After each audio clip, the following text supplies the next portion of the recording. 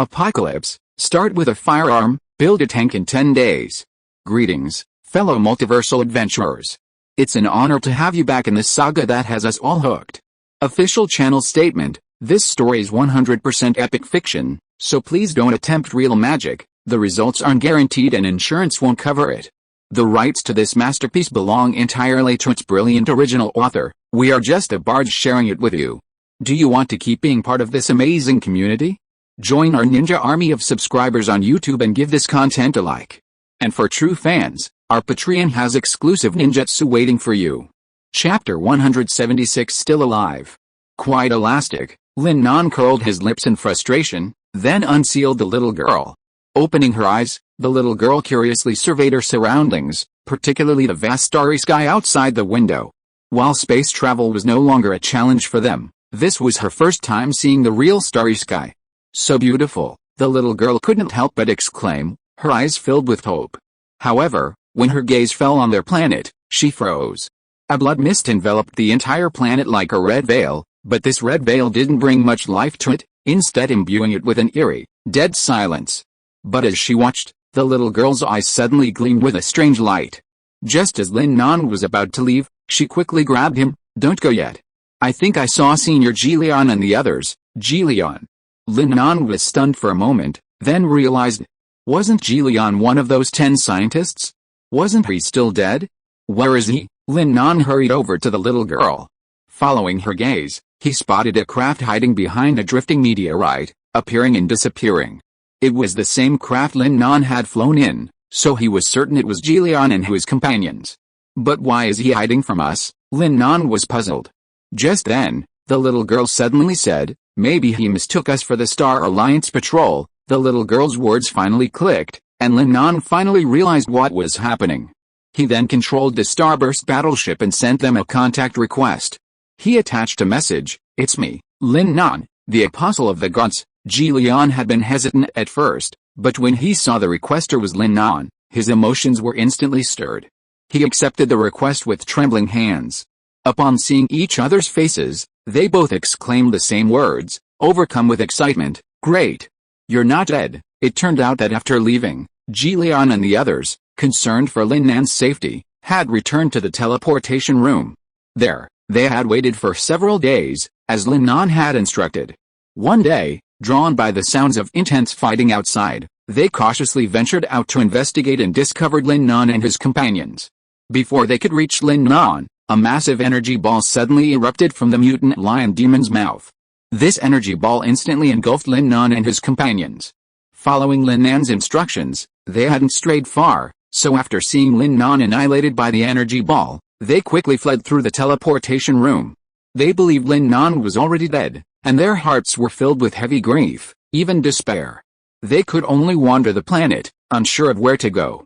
Until today, when a Starburst battleship suddenly appeared above their planet, they thought it was the Star Alliance and had to hide for a moment. Fortunately, he failed to hide well and was discovered by the little girl. But even more than that, he was happier that Lin Nan wasn't dead. Jilian gathered the rest of his companions who had been hiding aboard the starship, while Lin Nan returned to the other side to transport the refugees aboard. Aboard the starship, the little girl told Jilian and the others about the planet's current situation. When they heard that out of a population of tens of billions, only a few hundred of them remained, Jilian and the others' anger and self-blame reached a fever pitch. But they also knew that impotent rage was useless. For now, they could only pin their hopes on Lin Nan, and since they shared the same fate, all harmed by the corrupted yin, they knew they weren't the only ones angry. In a sense, Lin Nan was the last person they could trust in this universe. We have to do something for him. We can't just stay on this starship and wait for them to clean up. Jilian's words resonated deeply with each of them. You're right, but, Brother Wuji glanced at the nearby portal to the artifact pavilion. They seem to have mastered the technology we're most proud of. No, the little girl's voice suddenly rang out. Although this portal seems to be able to open up in various places, there's one major limitation. As she spoke, Lin Nan approached, carrying another sealed individual, and everyone's attention shifted to him. The little girl didn't elaborate further, but as everyone watched Lin Nan painstakingly remove the seal, these leading scientists in teleportation technology immediately spotted the problem. This portal can't transport anything other than him, The attentive Daizaiomi, standing nearby, immediately voiced her opinion. Then another scientist chimed in. To be precise, it could be a living being other than him. Why do you say that? Daizaiomi asked. Look at those people who were brought in. Each one seemed unconscious, but after the black device emerging from their chests was activated, they were like they were resurrected. And as we all know, the most difficult aspect of teleportation systems is transporting living beings, so that's my theory, the scientist named Zhang Tank explained. The boss is worthy of being a boss. That's exactly what he explained to us, the little girl said with absolute certainty. At this moment, the 10 scientists looked at the little girl with a serious expression. Is that what you were taught in school? What boss? You should call me teacher. The little girl's eyes suddenly filled with tears at their harsh rebuke. They thought it was because of their scolding, and then they softened their hearts. In fact, their scolding was not without reason. The technological prosperity of their home planet was due to the planet's respect for the profession of teacher. Even scientists expected their students to respectfully address them as teachers. Even after more than 2 years away from home, this was something that was still ingrained in their bones. But then, the little girl, who had thought they were scolding her to tears, suddenly said, I really miss the feeling of being scolded by my teacher. I haven't seen my teacher in 2 years.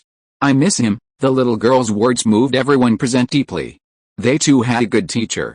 That teacher who had turned into a zombie, even after 2 years away, was still waiting for them in the teleportation room. Thinking of this, their noses tightened, and they fought hard to hold back tears. Daizaiomi gently walked over to the little girl and held her in her arms. From today on, you'll be my student and I'll be your teacher, okay? The little girl raised her head slightly, her eyes gleaming. But teacher, I'm stupid. That's nothing to worry about.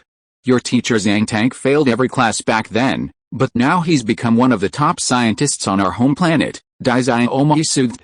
Why tell that to a child? Zhang Tank's face flushed instantly. Imagine how adorable a middle-aged man's shyness can be. However, what Daizaiomi didn't mention was that although Zhang Tank failed every class back then, he was busy on a very important project. His work ultimately became the key to solving the problem of stable living creature teleportation, which is why he was able to spot the problem so quickly. At that time, he was still a university student. Within a week of failing all his subjects, he achieved perfect scores in all of them. However, because this wasn't a positive example of education, news of his achievements was kept secret. With this, the heavy atmosphere gradually brightened.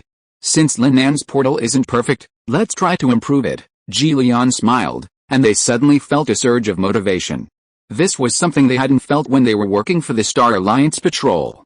However, as they briefly attempted to inspect the portal in the artifact pavilion, a strange feeling suddenly invaded their minds.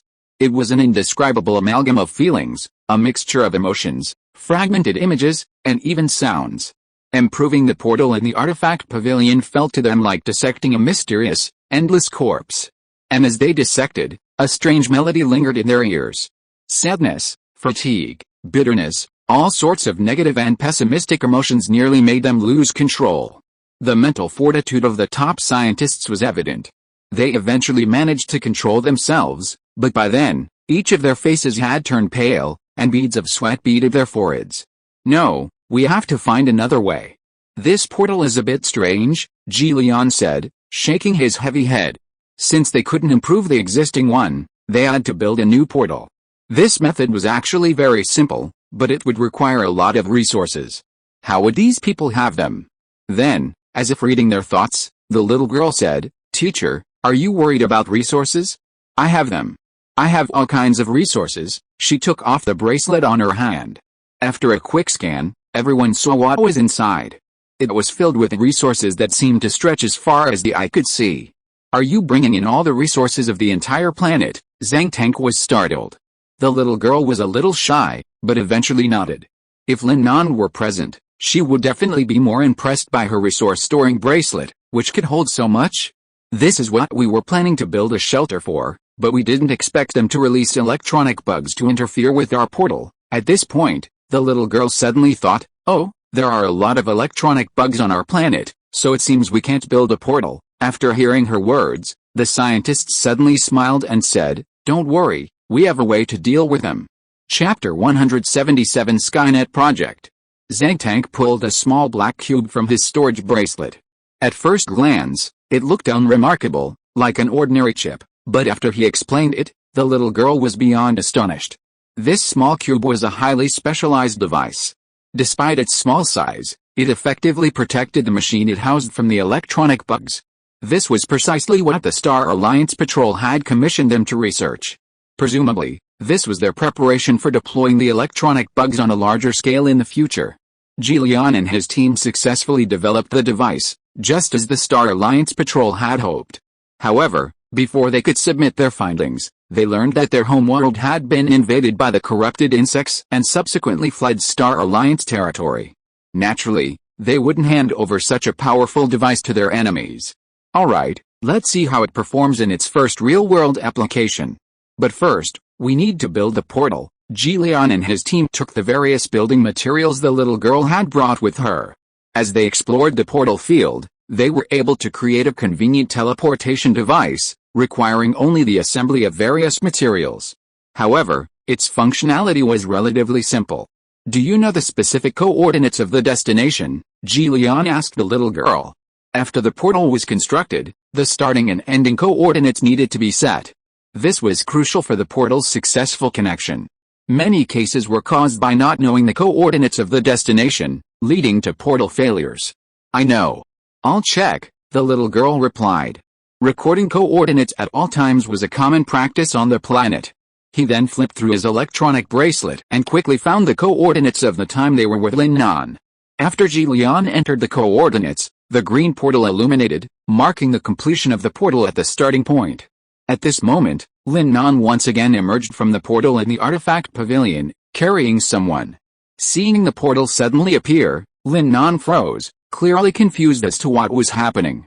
It wasn't until Lin explained it to Lin Nan that he realized this was actually a simple portal they'd built as a token of their gratitude. They desperately wanted him to arrange some construction tasks to repay his kindness. Such a generous offer was hard to refuse, and such impressive technology surely had many applications. As it stood, building a teleportation device from Earth to space would be tantamount to liberating the people of Magic City from the apocalypse. It would also be a disguised way of ending the apocalypse. How wonderful. But honestly, leaving Earth wasn't Lin Nan's original intention. If possible, he wouldn't want to leave their home planet at all. Furthermore, the mutants at this stage were no match for them, so there was no need to leave Magic City. Completing the construction first would also provide a way out. What happened next would depend on subsequent developments. However, before building the portal to Earth, a terminal portal needed to be constructed on Lin and his team's home planet. Only then would the entire teleportation chain be complete, and the portal on the Starburst battleship could be truly operational. Upon learning this, Lin Nan sealed them again and sent them to the other side through the artifact pavilion. The completed portal quickly attracted a large number of electronic bugs. It wasn't until Zhang Tank attached the small cube device to the portal that the bugs fled in a frenzy. It's important to note that when some of the electronic bugs touched Lin Nan's body, he passively touched them. This meant that he obtained the manufacturing blueprints for these bugs, mass-produced machines, and the ability to purchase them from the Transcendental Arsenal. They were also inexpensive, costing only 1 kill point for 10 bugs. The completed portal proved quite convenient. From then on, those aboard the Starburst battleship could enter the planet through the portal, eliminating the need for Lin Nan to seal and unseal them to bring people in and out. Of course, this was only with a portal in place. The artifact pavilion's advantage was the ability to access any location one had visited at any time, something Lin and his team's portal couldn't offer. However, by combining the two, a portal could be constructed that could reach any desired location. Lin Nan only needed to arrive first and then bring Lin and the others over. How convenient. Luo Yan and the others then began clearing out the mutants on Lin's home planet. Kimulang Lin Nan, meanwhile, began helping to build a portal from Kimulang to the God's Starburst battleship. There were many details involved, the most important of which was distance. Building a double-ended portal didn't guarantee instantaneous teleportation, it was still limited by distance. A crucial factor affecting teleportation distance was the medium between the two portals. On a planet, the presence of 3 media, solid, liquid, and gas, and the numerous elements in each medium limited the portal's reach, resulting in a limited effective distance on a planet. However, due to the vacuum of space, the portal's range was immense, typically measured in light years. With a new portal Lin and his team had developed, this distance was significantly increased to thousands of light-years. The distance from Quemulus to Earth is only 1,500 light-years, meaning a portal could be built within this distance as a jump point to reach Earth. A portal couldn't be built in space, and finding a planet to build one required more considerations. Therefore, Lin Nan decided to use the Starburst battleship as a springboard. Watching the 200 billion kill points tumble to 150 billion and then to 100 billion wasn't a pleasant feeling, but it was necessary. With Lin and the others joining in, a plan had already taken shape in Lin Nan's mind. That plan was aimed squarely at the Star Alliance patrol. Lin Nan's eyes strayed from the kill point balance. The moment he looked away, the kill point value suddenly jumped. At the same moment, the system's voice suddenly rang in Lin Nan's ears. Ding! Congratulations to the host for earning 10.3 billion kill points. Ding! Congratulations to the host for earning 5.8 billion kill points. Ding! Congratulations to the host for earning 100 billion kill points. Hearing the system's voice, Lin Nan couldn't help but raise his eyebrows. He knew that Luo Tian and his team had begun clearing out the mutants. Soon, the kill point balance, which had originally been 100 billion, had risen to over 570 billion. The number was still rising rapidly. Let it rise. It'll soon exceed 1 trillion. Then I'll build a mass-produced Starburst battleship. Build a Starburst battleship fleet.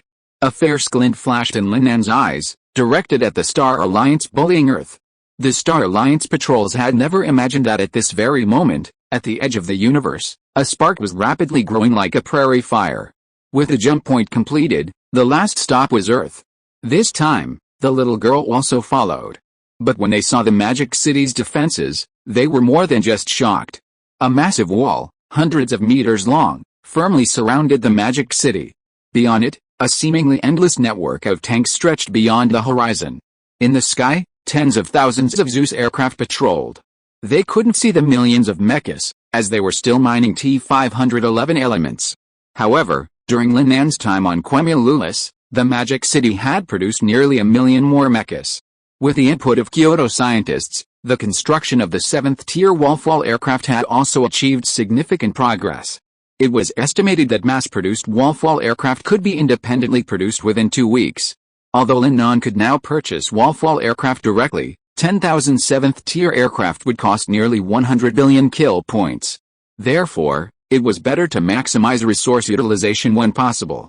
After arriving on Earth, these Quemulus scientists successfully opened a portal spanning 150 billion light-years from Earth to the God's Disciple Starburst battleship and then to Quemulus. In other words, it now takes Lin Nan less than a minute to travel from Earth to Quemulus. This is the power of technology. But Lin Nan's goal doesn't stop there. He wants to expand this linear teleportation chain formed by portals into a network. Any location within the network would then be accessible at any time, facilitating rapid military transport. Lin Nan named this plan Project Skynet. Implementing it would require a large number of kill points, and the mutants currently on Quemulus perfectly meet the current need. While Earth also has many mutants, their levels are too low. Killing them now wouldn't earn many kill points, and each kill would mean one less. So, Lin Nan made a decision that baffled everyone: protect the mutants. That's right, protect them all, or rather, nurture them. Stinky boy, what the hell are you thinking? Qin Ming was deeply puzzled. While many of Lin Nan's decisions seemed crazy, he'd never been this crazy, leaving the mutants alone and protecting them instead. Lin Nan simply smiled and offered no further explanation. However, while it was a protection measure, once a potential danger was detected, it would be eliminated without hesitation. Therefore, for those mutants terrified of being killed, Lin Nan's strategy wasn't so much protection as it was a shift from offense to defense. Because the mutants simply didn't dare approach the Demon City. Chapter 178: The Strange Little Tour Guide. Although they didn't understand Lin Nan's approach, they still followed his decision. After Lin Nan returned to Earth, he gathered everyone together and asked them a rather weighty question: are they willing to leave Earth for the safer starry skies? While Earth is now quite safe, it still has certain risks. To ease their anxiety, Lin Nan explained the full situation. Actually, you don't have to worry about what if danger strikes. We no longer have to fear these monsters. We now have absolute power to combat them. I've also prepared a fallback.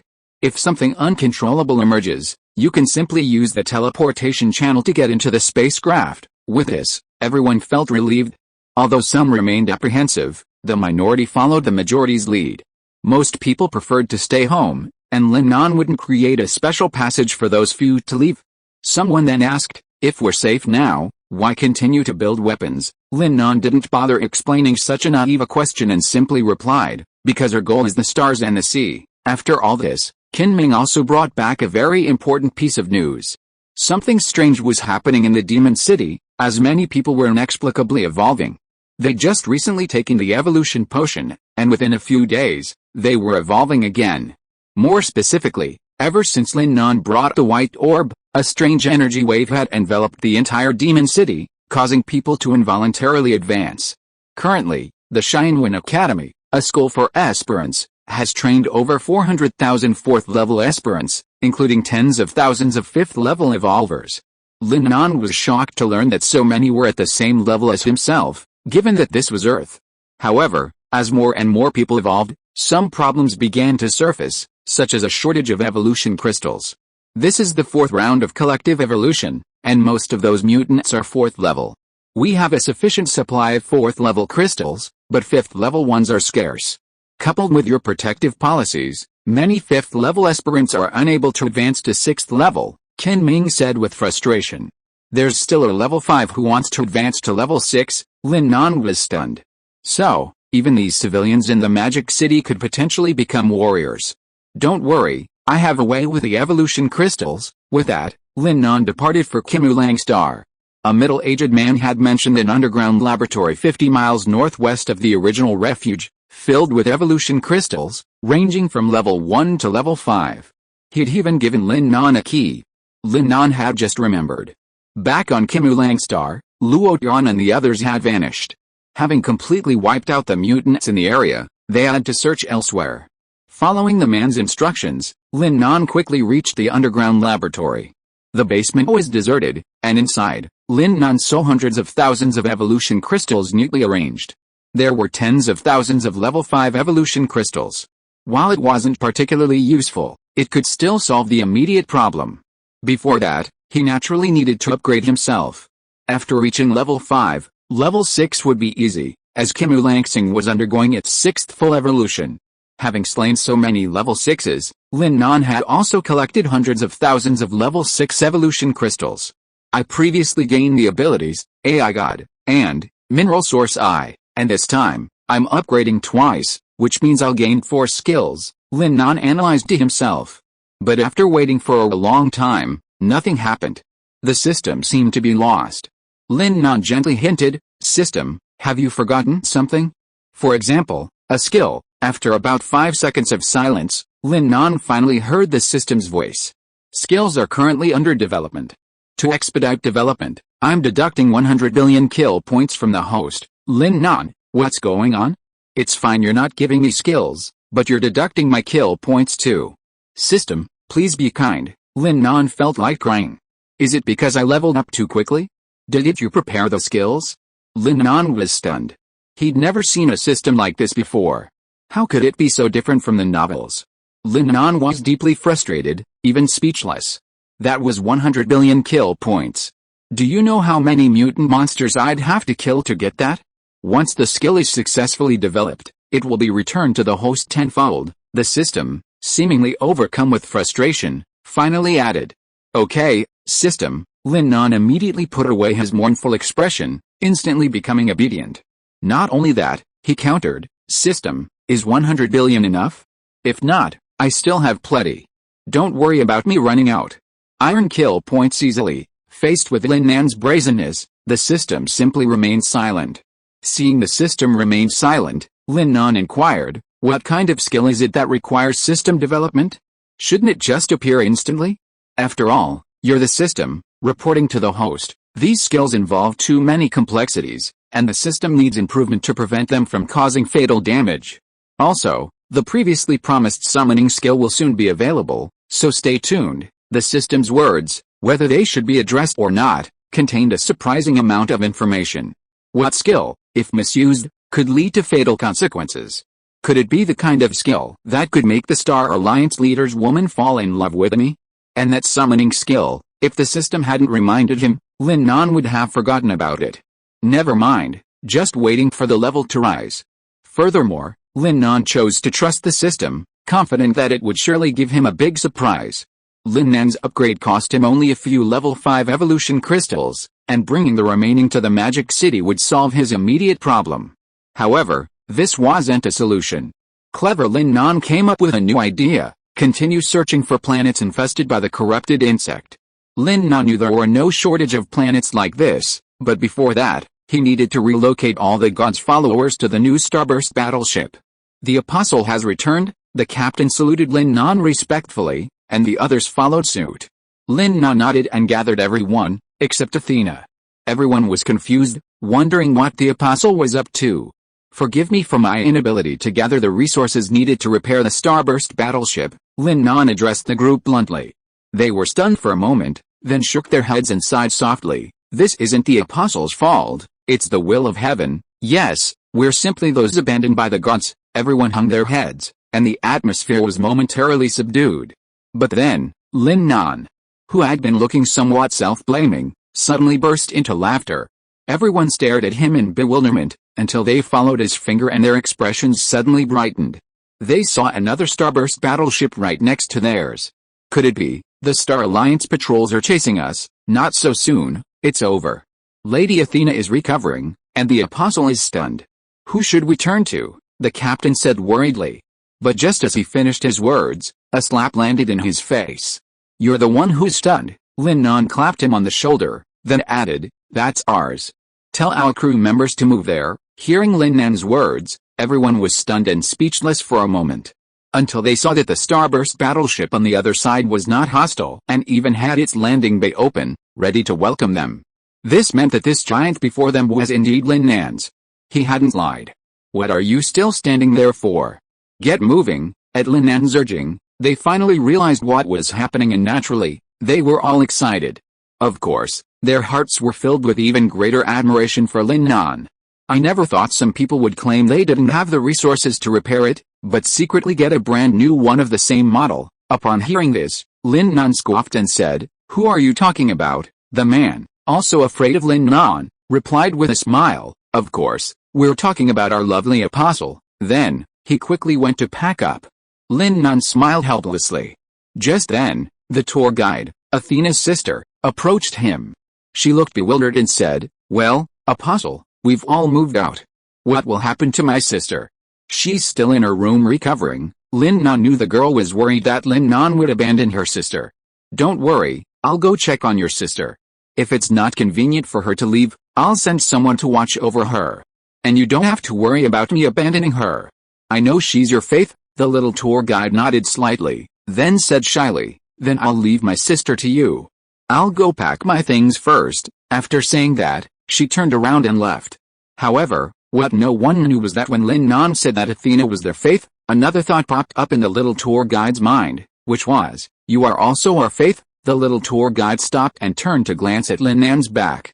At this moment, Lin Nan also turned his head, and their eyes met. The little tour guide's already rosy face suddenly became even redder. Then, under Lin Nan's puzzled gaze, she ran away as if escaping. Women are so strange. Why do they always blush? Chapter 179 Burst. Arriving at Athena's room, he gently pushed the door open, only to find her brow furrowed, still recovering with all her might. Before her stood Cain, the ancestor of the vampire race. Though many days had passed, Cain's vitality remained thriving. As expected of a ninth-order cultivator, your vitality is truly tenacious. Athena, after recovering over the past few days, had gradually regained some vitality. Her skin had become soft and supple, a stark departure from her previous image of an old lady. You're here, a voice suddenly reached Lin Nan's mind. It was Athena. I know what happened. Don't worry about me. I'm fine. As long as this Starburst battleship survives, I can continue healing here until I fully recover. Lin Nan nodded. Then I'll be leaving first. He turned and was about to leave the room when Athena's voice rang out again. Thank you for your hard work these past few days. Lin Nan smiled faintly. It's not hard at all. He turned away again, but after taking just 2 steps, he returned. Looking at the beautiful woman sitting on the bed, he suddenly asked, "Well, I want to ask, isn't your healing a little slow? Is there any way to speed it up? Like, some kind of power pill or health supplement?" Athena was stunned for a moment, then continued, "No, there's no other way except this recovery method. After all, your foundation has been damaged. Being able to recover by absorbing the essence of life is a life-changing feat. Besides, the 9th level isn't as powerful as you think." Lin Nan nodded slightly. He'd long anticipated the possibility of a solution, but for some reason, he had a nagging feeling that the Covenant would discover this place, and that the day was imminent. Knowing there was no way out, he turned to leave again. But before he left the room, he returned. "Hey, I don't mean to bother you. I just wanted to ask, do you know where to find the planets infested by the corrupted insect?" Athena was visibly stunned by Lin Nan's words. After a 2-second silence, a golden slip of paper appeared in Lin Nan's hand. "I don't know why you're looking for them, but the answer you seek is on that golden slip of paper." Lin Nan lowered his head and glanced at the paper. It was ornate, but the information contained only a series of numbers. "Are these the coordinates of those planets?" Lin Nan realized. "That's right," Athena said calmly. Knowing Lin Nan would continue to question, she offered an explanation. "Actually, these are all sins committed by fellow gods. I've recorded all the planets that have suffered, and if I have the chance, I'll try to make amends. If I can't, I can help them clean up the mutants on the planets and give them a clean home." Lin Nan could sense the choking in Athena's voice as she spoke. He hadn't expected the almighty goddess to harbor such a soft side. "Just focus on your recovery and don't overthink it. I've got nothing else to do these days, so I'll help you clean up," Lin Nan said with a smile. "You?" Athena wanted to say, "Can you?" but Lin Nan had shocked her too much. She also noticed that in just a few days, Lin Nan's rank had risen by nearly 3 levels, from rank 4 to rank 7. Furthermore, he had even acquired a new starburst battleship. Such prowess made Athena wonder if Lin Nan was a spy planted by the Star Alliance patrol. After all, Athena had suffered similar losses before, so it was inevitable that she would think this way. However, she quickly dismissed the thought. The primary reason was that it wasn't worth it. If Lin Nan told the Star Alliance patrol their coordinates, they would all be wiped out, and Lin Nan wouldn't have to help them find new starburst battleships. Secondly, the Star Alliance patrol was Lin Nan's enemy. If it weren't for the Star Alliance, Earth wouldn't be in this state. Combining these two factors, Athena believed that Lin Nan wasn't a spy, and even that she could only rely on him now. "Be careful. If you can't finish the cleanup, wait until I recover. Besides, many of these planets are already very advanced in the evolutionary process, and even 9th level creatures exist," Athena warned earnestly. "9th level? I'm just worried he doesn't have any. Let's go." With that, Lin Nan left the room, leaving Athena stunned. Everyone else was worried about being affected by the 9th level, but Lin Nan was worried about not having any 9th level creatures. This stark contrast left Athena confused. And he was only a 7th level creature. Even with the help of the Dark Gold Saints, they were only at the 8th level. Athena didn't yet know that 4 9th level saints had already appeared among the Dark Gold Saints. If she knew, she'd obviously change her mind. Leaving the old starburst battleship, Lin Nan eagerly opened the golden paper. 10 coordinates appeared on it, and Lin Nan was thrilled. Previously, Lin Nan had been wondering where to find the next planet infected by the corrupted insect. Unexpectedly, a simple question from Athena would actually yield a clue, and a big one at that. Without hesitation, Lin Nan opened the artifact pavilion and entered the first coordinate. Stepping inside, he was stunned by the scene before him. The world before him was truly like hell. Under the setting sun, a gigantic creature soared through the sky. On the ground, creatures resembling humans, fish, and beasts darted swiftly across various terrains. They stretched hundreds of meters, yet moved with such agility. And there were surprisingly many of these creatures on the shattered earth before Lin Nan. Many isn't quite the right word, as many of them are enormous. Even though there are only a few hundred of them on one plot of land, it looks incredibly crowded. More importantly, they're all 9th level. Survival of the fittest remains the norm in this world of the jungle. As evolution progresses, more and more mutants are annihilated in the relentless slaughter. These 9th level mutants are undoubtedly the strongest. Yet, they still can't do anything to Lin Nan. As Lin Nan discovers them, they also discover him. Like a tidal wave, These creatures rush towards him. It's a human. Another human has come our way, haha. I want to eat his brain. Don't worry, let's share. It's so small, how can we share it? I say, leave it to me this time. These mutants, like the mutated lion spirits before, can speak. They rush towards him like starving ghosts, as if they've never eaten before. The 9th level mutants are so swift that before Lin Nan can even dodge, one of them eagerly stuffs his brain. At first, the suit prevented it from biting Lin Nan, but it didn't care. It simply swallowed him. Lin Nan had planned everything, but he hadn't expected to be swallowed. Fortunately, the suit was adaptable to a wide range of environments. Even inside the monster's stomach, it was completely immune to the acid. While immune, the mucus was somewhat nauseating. And worse still, how would he get out? The mutant's stomach was utterly dark, and Lin Nan, drifting in the gastric juices, struggled to find a place to rest. But soon, his thoughts shifted. The gastric juices inexplicably began to churn. The giant mutant's flesh was so thick that Lin Nan couldn't hear anything outside except its heartbeat. He opened his mouth and closed his eyes, fearing the mutant's gastric juices would seep into his mouth. Desperate situations inspire wisdom, and Lin Nan was no exception. Seeing his stomach in danger of filling up with gastric juices, Lin Nan had an idea and quickly exchanged for a large number of tanks. The moment the tanks were summoned, he dove right in, feeling much better. You like to eat, huh? I'll let you feast, Lin Nan said angrily. With that, Lin Nan exchanged his money for 10,000 tanks. After several upgrades, the price of tanks had dropped to 10 per kill point. You have to remember that this mutant creature was enormous, but even if you enlarged it, it would only be 100 meters across. And yet, stacking these 10,000 tanks would stretch nearly 10,000 meters. So, in Lin Nan's opinion, unless the mutant giant's stomach was made of iron, it simply couldn't hold so many tanks. And indeed, it did. 10,000 tanks bulged its stomach. But while its stomach wasn't made of iron, Lin Nan discovered that its gastric fluid might be magma. The stomach, on the verge of bursting, instantly returned to its original state. The tanks had dissolved. Unconvinced, Lin Nan summoned 100,000 tanks this time. As expected, they dissolved again. However, facing this situation, Lin Nan's smile curled slightly. Lin Nan noticed that the tanks were dissolving at a significantly slower rate. This meant his stomach would still be stretched, but it would resolve quickly. So, if he increased the amount he exchanged, he'd eventually run out of gas. Lin Nan pondered, let's test the waters with 100 million. Note that the 100 million here refers to 100 million kill points. In other words, Lin Nan had directly exchanged for 1 billion tanks this time. 1 billion tanks, at a minimum of 2 square meters, would be 2 billion square meters. That's roughly the size of 1/3 of the Magic City. So, you can imagine what it's like to have 1/3 of the Magic City fit into a stomach less than 100 meters across.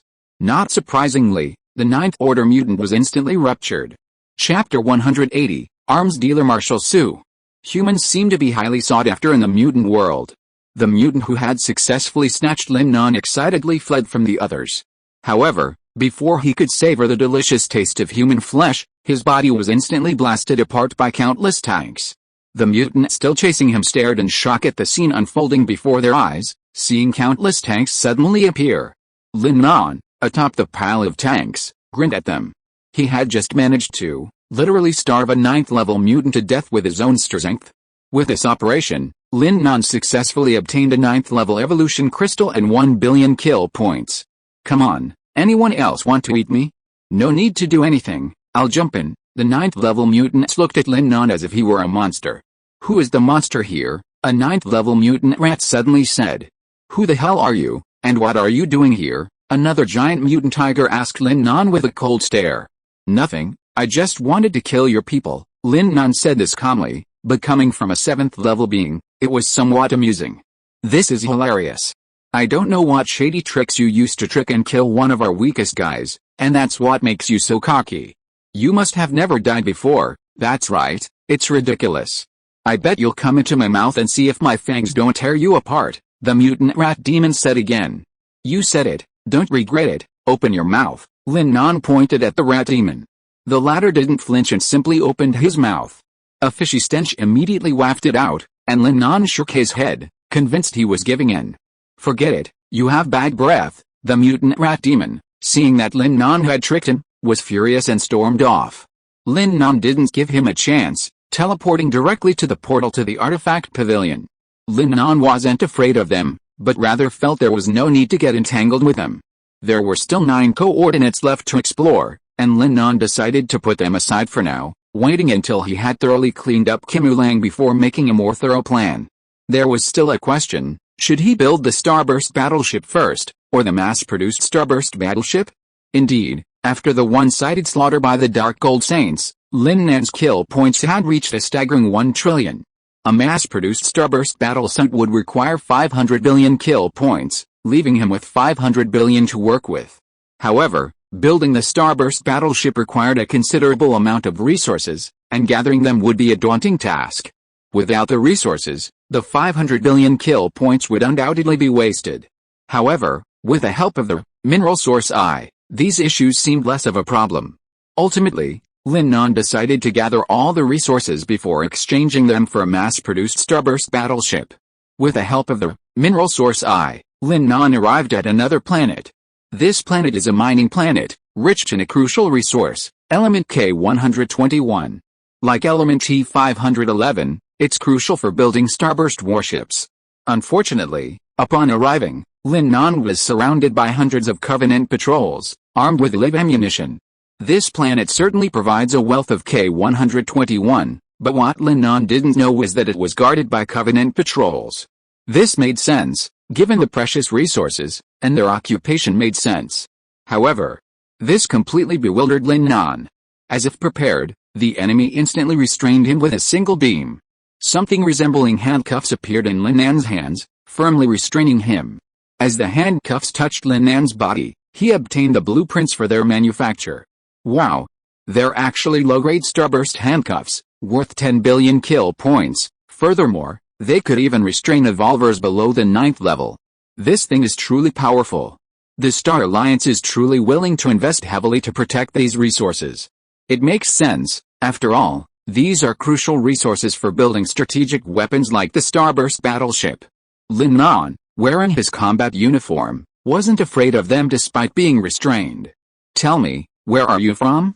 Don't you know this is a planet under the Star Alliance Patrol's jurisdiction, and outsiders are forbidden to approach? A young Star Alliance general approached Lin Nan and asked sternly. Lin Nan, looking at him, was about to offer a quibble when he suddenly heard another, somewhat agitated voice. Isn't this the man we saw earlier in Ares' livestream? Our Lady Kaguya hates him to death.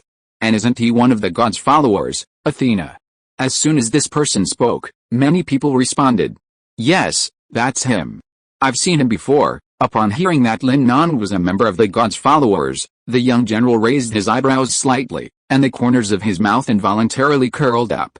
It seems we've captured someone quite remarkable. Capture him and let me interrogate him thoroughly. With that, Lin Nan was escorted into their cell. The cell was completely sealed. Although technologically advanced, the trials were incredibly brutal. Indiscriminate, they resorted to fists and kicks, even swords, spears, axes, whips, and other instruments.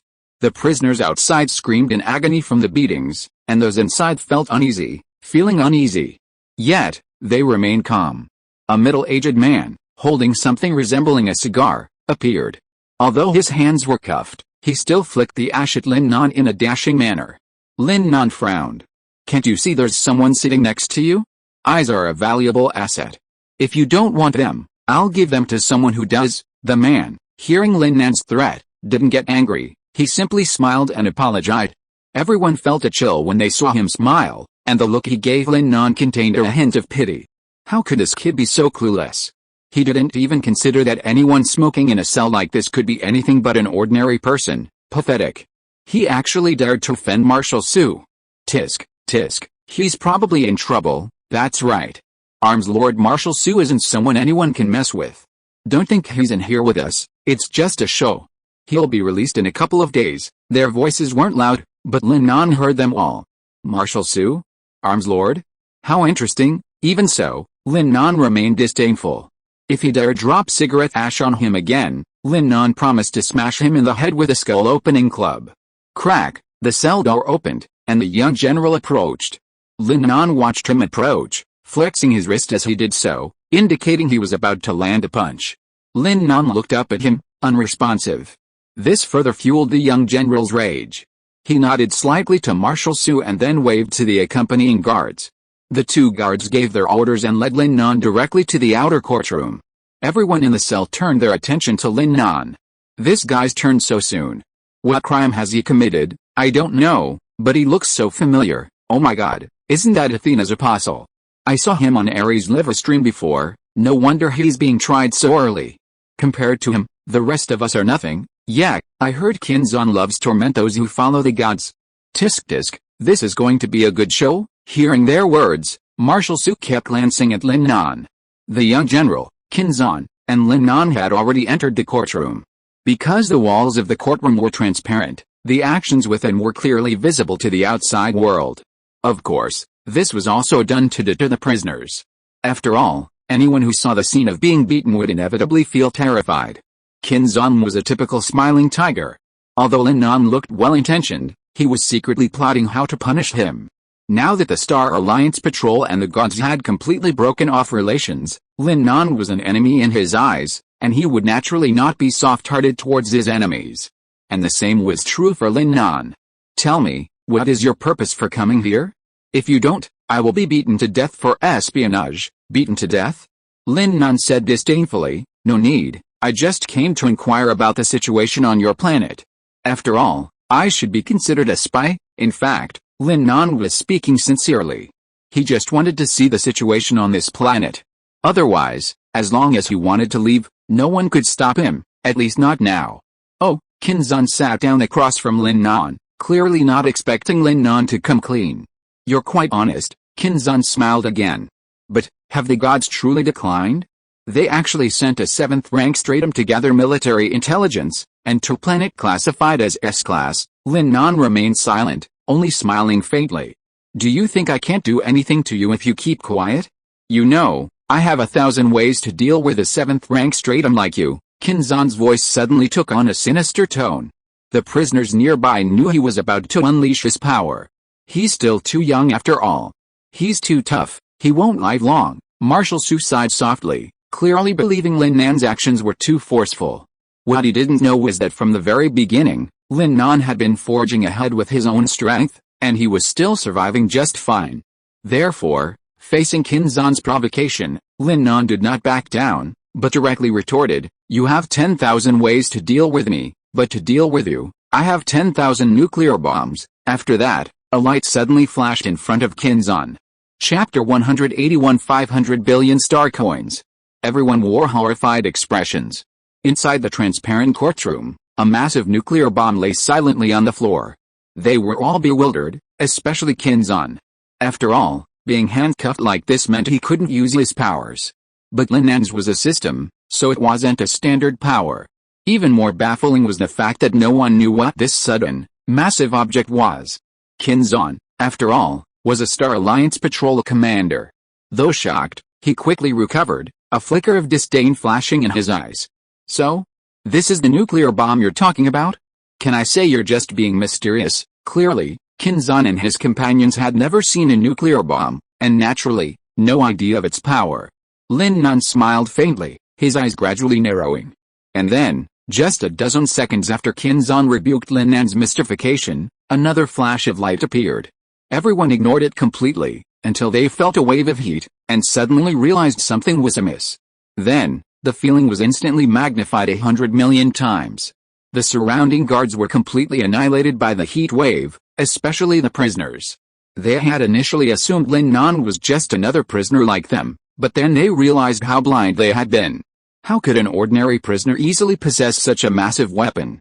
Everything they saw was annihilated, even themselves, engulfed in the blast. The explosion lasted for over 10 seconds, and with it, everything around Lin Nan vanished. Except for Kinzon, who had been completely blackened, and Marshal Su, who was shielded by a protective shield. Both men gaped in shock. No matter how much they had previously despised this ordinary nuclear bomb, they were now stunned by its power. However, Lin Nan hadn't expected anyone besides him to survive.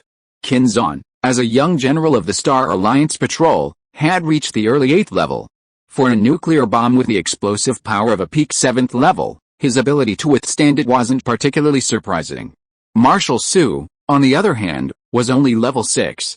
However, judging by the protective shield that suddenly appeared around him, it was likely a form of protective gear similar to a combat suit. Lin Nan's survival was quite remarkable, as he was protected by his combat suit. This was also why he felt so comfortable unleashing a nuclear bomb. Although a powerful weapon, Lin Nan generally avoided using it, especially when dealing with mutants on Earth. The primary reason was environmental protection. Indeed, it was precisely for environmental protection. Nuclear weapons, unlike other weapons, not only caused destruction but also released strong radiation that wouldn't dissipate for decades. Therefore, to protect his home planet, Lin Nan rarely used nuclear weapons on Earth. He hadn't used them before, and he certainly wouldn't use them now. After all, the mutants on Earth wouldn't pose much of a threat if left to evolve. A long moment passed, until Lin Nan was about to leave. Qin Zhan and Marshal Su, still in a daze, finally regained their composure. Stop. Stop. You right here. Lin Nan turned around and met his gaze without hesitation. For some reason, the usually unruly Qin Zhan flinched when Lin Nan looked at him. He, an 8th level evolver, didn't dare meet Lin Nan's eyes. I'm stopping. And what? Qin Zhan took a deep breath, then spoke in a deep voice. After causing such a massive explosion. Do you think you can get out of here alive? Lin Nan glanced at him, then said calmly, I think you might be overthinking it. I don't intend to leave. But from what you said, it seems you want to kill me. What do you think? Qin Zhan's eyes grew sinister. After committing such a horrible crime, do you think you can get out alive? Oh, Lin Nan nodded. Oh? After all I've said, you just said oh. Qin Zhan's rage grew. A purple energy ball in his hand gradually gathered. This was the attack from an 8th level evolver. Seeing this, Lin Nan made no move to dodge. He knew this battle was inevitable. Then, another flash of light appeared between them. Qin Zhan was stunned. In just a moment, over 1,000 of these nuclear bombs surrounded them. If Lin Nan hadn't been so afraid of getting himself killed, he might have actually allocated 10,000 of them. These bombs would have cost Lin Nan nearly 1 billion kill points, but for Lin Nan right now, 1 billion was just a drop in the bucket. Qin Zhan was stunned. He thought Lin Nan's previous nuclear bombs had already exhausted all his abilities, but he didn't expect that with a wave of his hand, 1,000 nuclear bombs suddenly appeared. If they exploded, Qin Zhan knew he would be finished. He didn't want to die. Not only him, but Marshal Su beside him was also terrified. Can you let me leave if you're fighting? I don't want to be killed by you. I'm just here to stay for 2 days. Marshal Su was utterly frustrated. Everyone else was being targeted, but he was being bombed by a nuclear bomb. If it weren't for his protective shield, he would have been blown to pieces like the other prisoners. Seeing that Lin Nan had summoned nearly 1,000 more nuclear bombs, if they were all detonated, he probably wouldn't survive. He was an arms magnate in the interstellar world. Better days were still ahead of him, and he couldn't die like this. So he begged Lin Nan to let him go. Lin Nan was stunned, but there was no need to affect others. Then go. I'll blow it up when you're far away. Oh, I'll blow it up when you're far away. Marshal Su was confused. Are you sure you want me to go far away? I can't withstand the explosions even if I walk for days and nights.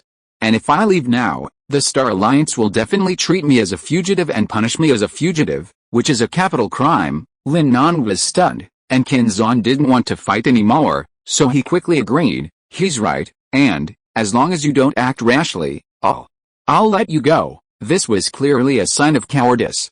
Lin Nan said disdainfully, are you scared already? But I can still get away even if I kill you. Isn't that right? Qin Zhan shuddered upon hearing this, and Marshal Su tried to smooth things over. An idea struck him, and he said, how about this? I'll buy my own life. Just name your price, just an offer. Lin Nan looked the middle-aged man up and down. Are you rich? Marshal Su smiled slightly, as if it was his turn to show off. He said proudly, haha, let me put it this way. My wealth is unimaginable. Oh, Lin Nan raised his eyebrows slightly. Then I also want to have unimaginable wealth. As soon as Lin Nan finished speaking, Marshal Su's mouth twitched. How about this? I'll give you this amount. With that, Marshal Su stretched out an open palm. 5 what? Lin Nan asked calmly. 500 billion star coins. Qin Zhan couldn't help but gasp at the words. 500 billion, Lin Nan pondered. Honestly, he had no idea what 500 billion star coins meant. Just tell me, how many starburst battleships can 500 billion buy? This touched upon Marshal Su's business interests. After all, he was one of the most formidable arms dealers in the galaxy. When Lin Nan asked this, Qin Zan's brows furrowed slightly. After all, discussing such strategic matters in front of the enemy was somewhat strange. Lin Nan ignored his feelings, and Marshal Su, though feeling uneasy, told the truth to save his life. The price of a starburst battleship is about 50 billion. In other words, enough to buy 10 starburst battleships, so that's how it was. Lin Nan understood. It seemed that these star coins were, in a sense, worth roughly 1-to-1 with kill points. What an unexpected bonus. However, Lin Nan clearly wasn't obsessed with this. He asked, wouldn't it be cheaper if we bought the resources instead of the finished product? Sorry, we don't sell resources. Marshal Su's eyes wondered as he spoke. Lin Nan noticed this detail, especially the way he kept glancing at Qin Zan. And he stood there, motionless, perhaps intentionally. I see. 500 billion is 500 billion. How do I transfer the money? Lin Nan nodded. Marshal Su glanced at Qin Zan and said with a smile, excuse me, Major General Qin, for handing over my bracelet to this gentleman. Then, Marshal Su looked at Lin Nan again. When you need it, you can use the bracelet to trade directly. 500 billion will be directly in it. And don't worry, Marshal Su has been in the Star Ocean for so many years, so I still have this credibility. Lin Nan nodded, and then Qin Zan personally helped Lin Nan put the bracelet on his hand. As we agreed, let me go. Lin Nan looked at Qin Zan. As he spoke, the 1,000 nuclear bombs surrounding him were collected. However, Qin Zan seemed not to hear. He froze for a second, his expression darkening. Then, a massive ball of energy rapidly condensed, barreling towards Lin Nan's face. Go to hell, it turned out he had been waiting for Lin Nan to collect the nuclear bombs. After all, no matter how powerful Lin Nan was, he was just a level 7 cultivator. He thought he could kill Lin Nan instantly with a single strike. However, he was wrong. The energy ball, imbued with murderous intent, transformed into a sharp blade gleaming with purple light as it struck Lin Nan. Qin Zan's face was already filled with joy at his success. But the next second, as the blade made contact with Lin Nan's chest, a protective shield suddenly appeared, blocking the murderous purple blade. Qin Zan, he had missed. The blade remained in his chest, and Qin Ming was stunned. He looked at Lin Nan, and Lin Nan looked at him. The situation suddenly became awkward. Chapter 182 The Power of Chen Soul. Do you want to die? Lin Nan glanced at Qin Zan, then glanced at Marshal Su. You should thank Marshal Su. If it weren't for him, you'd be dead by now. With that, Lin Nan pushed Qin Zan's sword away with his cuffed hands. Aren't you going to let me go? I don't want to kill you yet, but don't challenge my limits. Marshal Su looked at Qin Zan with similar worry. He hadn't expected Qin Zan to resort to such tactics. Qin Zan, realizing Lin Nan was willing to let him go, was incredibly excited. He immediately pulled a golden key from his pocket, uncuffed Lin Nan, and watched him leave. However, before entering the portal, Lin Nan turned back and gave Qin Zan a meaningful look. Qin Zan didn't react, but as a seasoned businessman, Marshal Su sensed something deeper in that smile. With all due respect, if you want to survive, get out of here, Marshal Su suddenly declared. Qin Zan dismissed the idea. It's okay. He didn't kill me because he was afraid of our Star Alliance.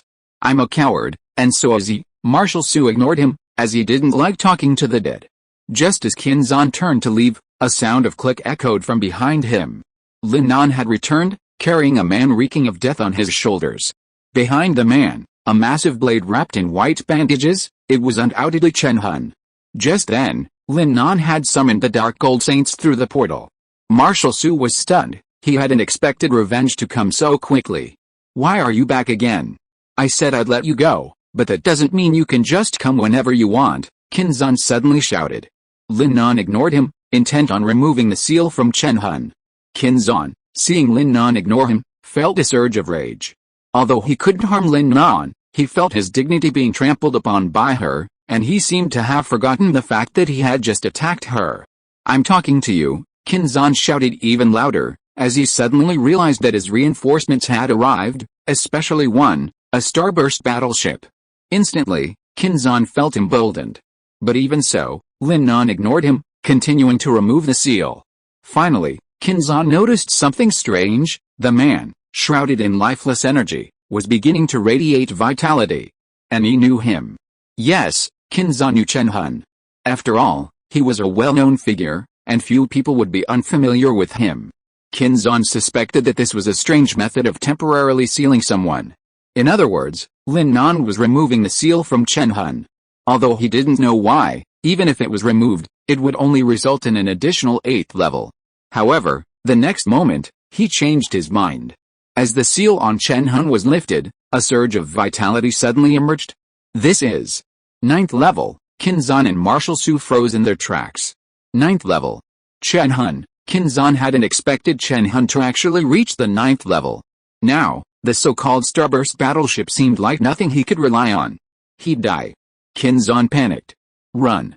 If I don't, I'll die. That was the only thought in his mind. But the moment he lifted his legs, like prey locked on by a hunter, a powerful pressure descended upon him. He couldn't move. Even before death arrived, he already felt like a corpse. And then, Chen Hun's eyes suddenly opened, and the seal was lifted. Kill him. No one from the Star Alliance on this planet needs to live, Lin Nan whispered softly, his order practically a verdict on them. Chen Hun nodded slightly, rising to his feet. A crushing sense of oppression spread across the land, the pressure of a 9th level warrior. Kinzon practically fell to his knees. Under such oppression, he couldn't even stand.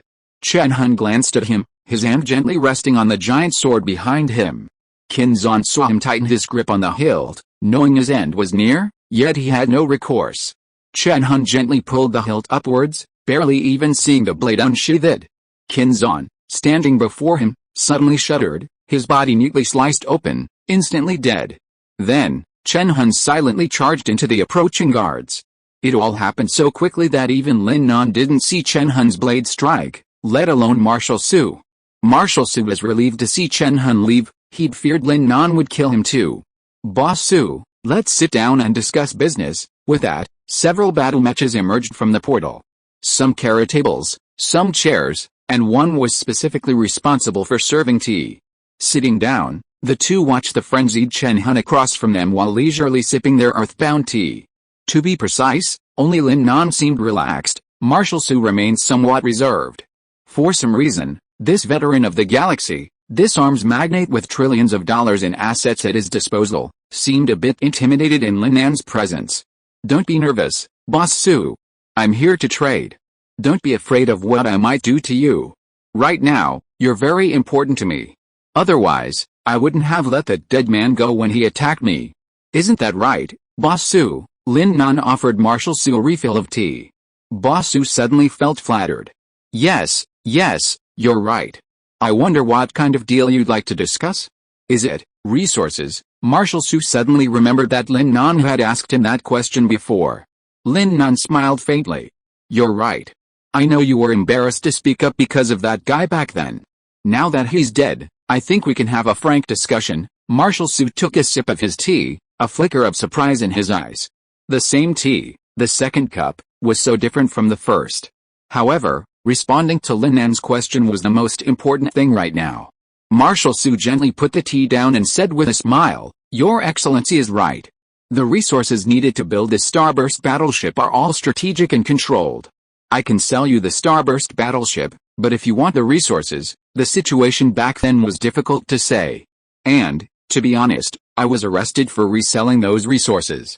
Even if it was just a symbolic 2-day detention, Lin Nan nodded and raised his cup of tea. In that case, can we discuss the resource issue now? Marshal Su smiled and returned the gesture. Of course we can. The two of them drank happily, while Chen Hun was also enjoying his killing spree. When Lin Nan called Luo Tian and the others over, it was Chen Hun who volunteered. His original intention was that he alone would suffice, while the others would remain on Kimulan Star to continue clearing out the remaining mutants. Now, as he had said, he truly was sufficient. The remaining guards were mostly level 6 evolvers, with only a few level 7 and 8. After all, they were the legacy of the Star Alliance patrols. While these resources were valuable, no one would dare to trouble them.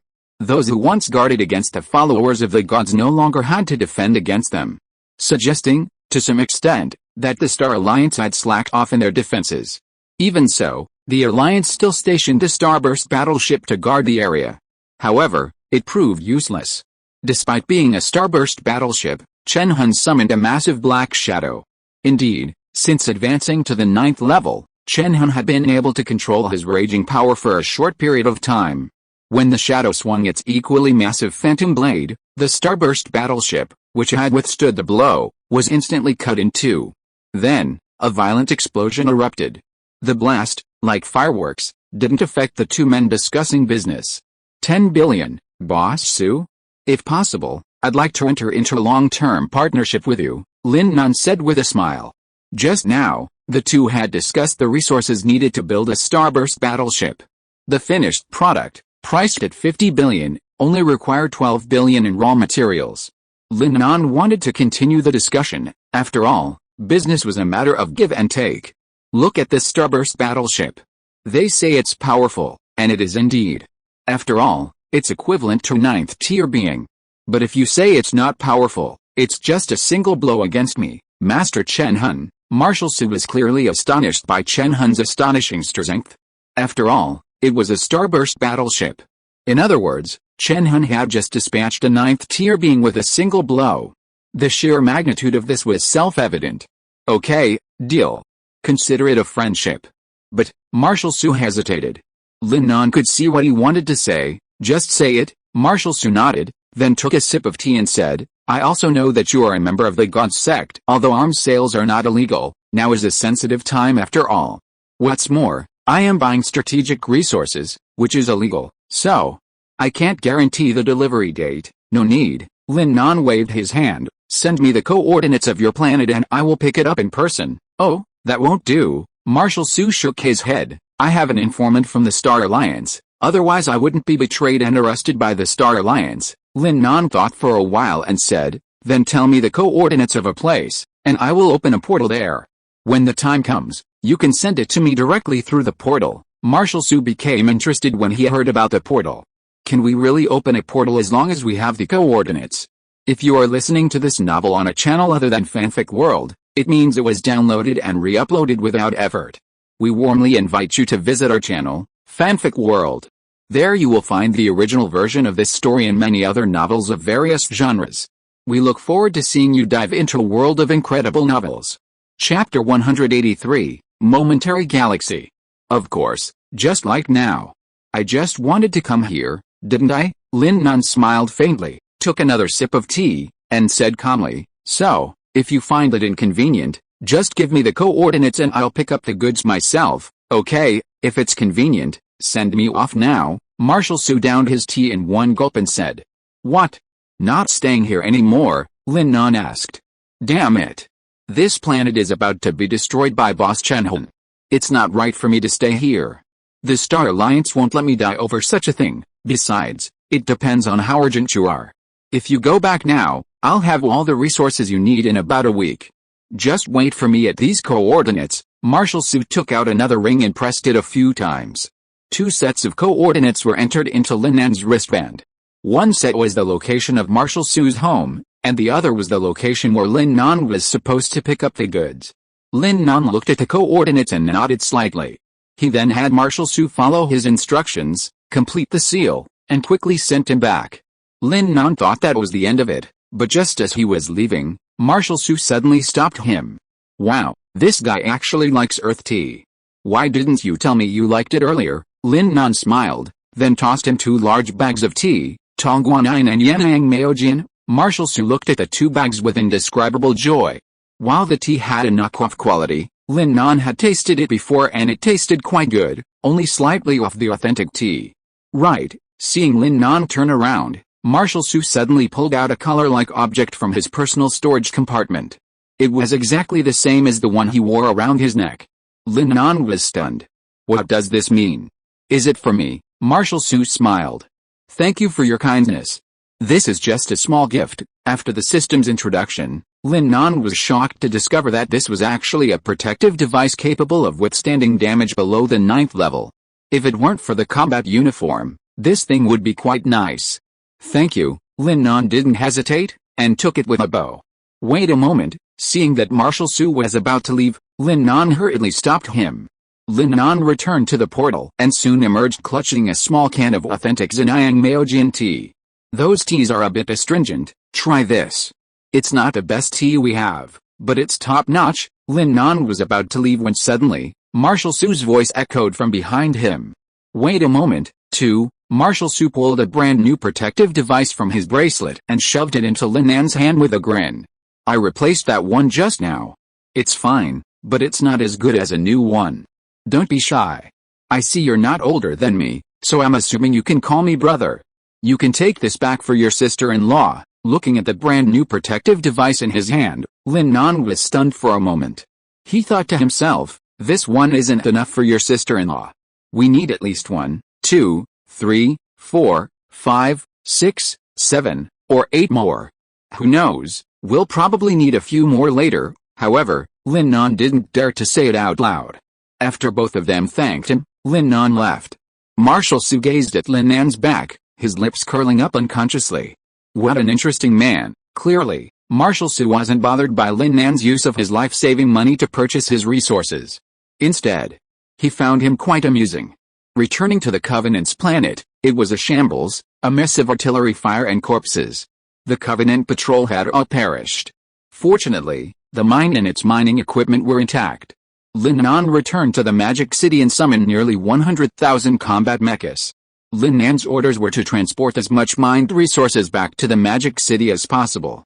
It's likely the Covenant patrol will discover something unusual soon, so we have to hurry and move the resources now. Lin Nan roughly calculated that if all the K-121 element could be mined, it could be used to build nearly 10,000 starburst battleships. However, mining would take time, at least a month. I can only come and visit from time to time.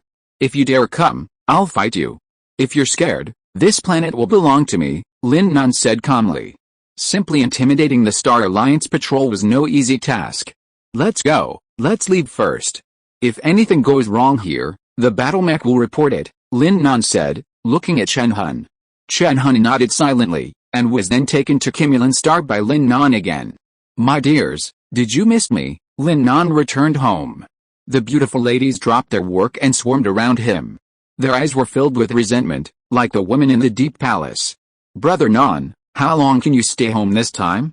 We miss you so much. Yao Yao came to meet him, her eyes filled with grievance. Lin Nan knew what she was thinking. She had promised Chu Mingyao long ago that she would never leave her side, no matter where she went. But now Nan faced an enemy far superior to him, one that even he couldn't directly confront. Gradually, Lin Nan stopped taking them on long journeys, naturally fearing they would be in danger. However, despite Lin Nan's absence, they weren't idle either, helping him with various tasks while also keeping the household in good order. Furthermore, with the help of the White Orb, their strength had reached the 6th level, a fact also driven by their determination to fight alongside Lin Nan. I came back this time mainly to take you out for some fun, and also give myself a break. Oh? Upon hearing that Lin Nan wanted to take them out, the group was overjoyed. Chu Mingyao called Qin Kai, Su Linlin, and the others, along with Su Anran and Xiaos, and the group boarded the Starburst battleship. They had originally intended to call their grandmother, but she didn't want to interfere with the young people and didn't come along. Through the window, they could see the vast sea of stars outside. This was their first time in space, and the excitement was self-evident. System, do you have any beautiful planets to recommend? I'd like to take them there. Kill points aren't a problem. The system was silent for about 2 seconds, then said, the system can provide the host with a customized travel service for just 100 billion kill points. 100 billion. Lin Nan was stunned. 100 billion. What the hell? A customized service that costs 100 billion points. Don't just think I'm rich now, you're trying to rip me off. After slaughtering the Dark Gold Saints, Lin Nan's kill points had reached 1.5 trillion. So, 100 billion wasn't a big deal. The little girls were seeing such beautiful scenery for the first time, their eyes filled with hope. Seeing their expressions, Lin Nan no longer hesitated and directly purchased the 100 billion point Star Sea travel package offered by the system. Let's go. Lin Nan smiled at them. The little girls were a little puzzled, and they asked in unison, where are we going? A vacation, Lin Nan said calmly. Immediately, a portal appeared before them. Host, please enter. Behind you is a travel package I've provided you. worth hundreds of billions of kill points. Lin Nan nodded and pulled out his compass. Just then, the system announced, "This is a special channel opened by the system. You can pass directly through." Is there such a good thing? Lin Nan was stunned for a moment, then he led the girls inside. Wow! It's so beautiful here. Passing through the portal, everyone was captivated by the scene before them. They had arrived at a tourist planet called Moment Galaxy. Amidst the dazzling stars, numerous meteor showers could be seen up close. Like spirits, they streaked through the darkness of the night sky, releasing fleeting flashes of light. Though faint, they were dazzling. The girls were mesmerized, unconsciously moving closer to Lin Nan. After all, it was a tourist planet, and while many people could be seen, it wasn't often that a man like Lin Nan would bring so many women with him, especially when these girls were so beautiful. Chu Mingyao was the most observant. She noticed many people looking at them, some looking at Lin Nan with some confusion. "Brother Nan, are these all aliens?" Lin Nan nodded.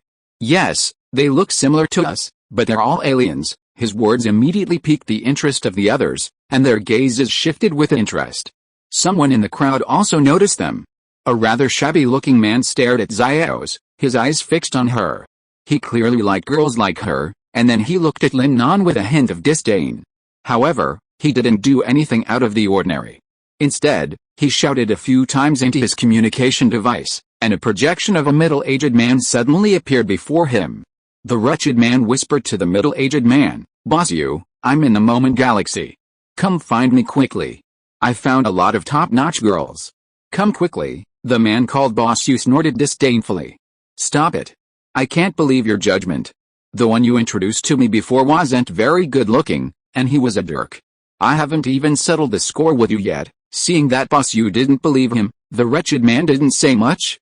He simply projected Lin Nan and the others onto the device opposite.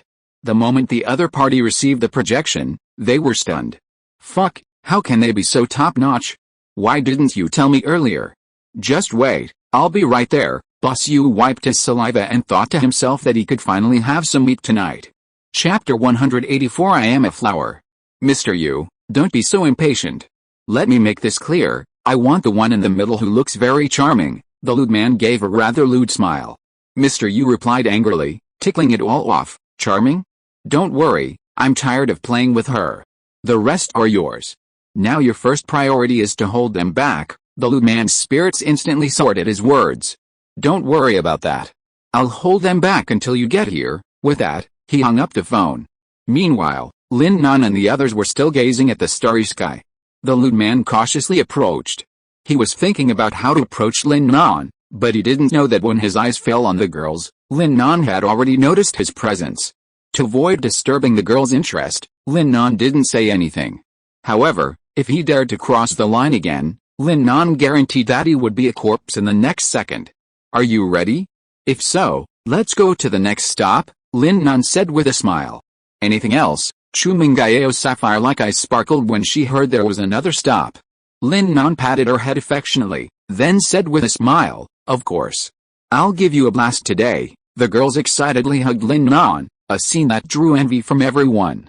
The sleazy man, however, thought to himself, "Have some fun. You'll be crying soon." No woman Mr. Yu has ever caught his eye has escaped his clutches. He was just thinking this when he saw Lin Nan and the others were about to leave. Without even figuring out a reason to approach, the sleazy man braced himself and charged forward. But as soon as he approached, a plan struck him. "Hey, you're leaving so soon? I see you haven't had much fun yet.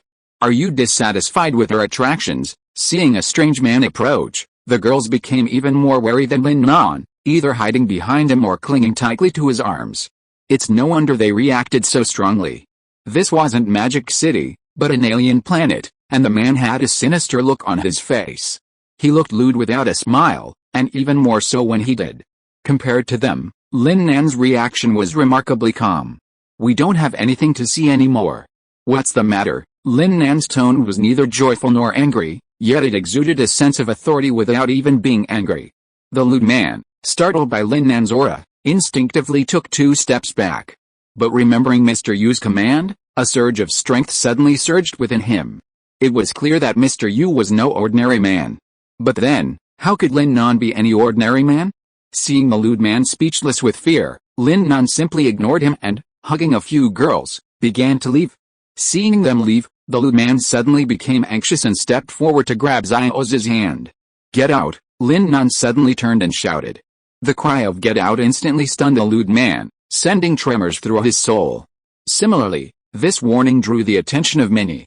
"Isn't this one of Mr. Yu's henchmen? Why'd he come to us? Is he the lackey of that bully? Hey, don't say that. Mr. Yu is one of the most powerful figures in our galaxy. He's said to have many experts around him. If you say that, be careful, he'll find out and get you." A flurry of discussion erupted in the crowd. From their conversation, it was clear that this sleazy man and the so-called Mr. Yu behind him were more than just ordinary people. As the discussion grew louder, the sleazy man grew more emboldened. Now that the feud had been exposed, he stopped wasting time. "Kid, you heard it too. I'm not someone you can afford to mess with. Mr. Yu, who's behind me, is even less worthy of carrying his shoes. So I advise you to be smart and lend Mr. Yu a few of the girls you have around to play with. When he's tired of them, then let me.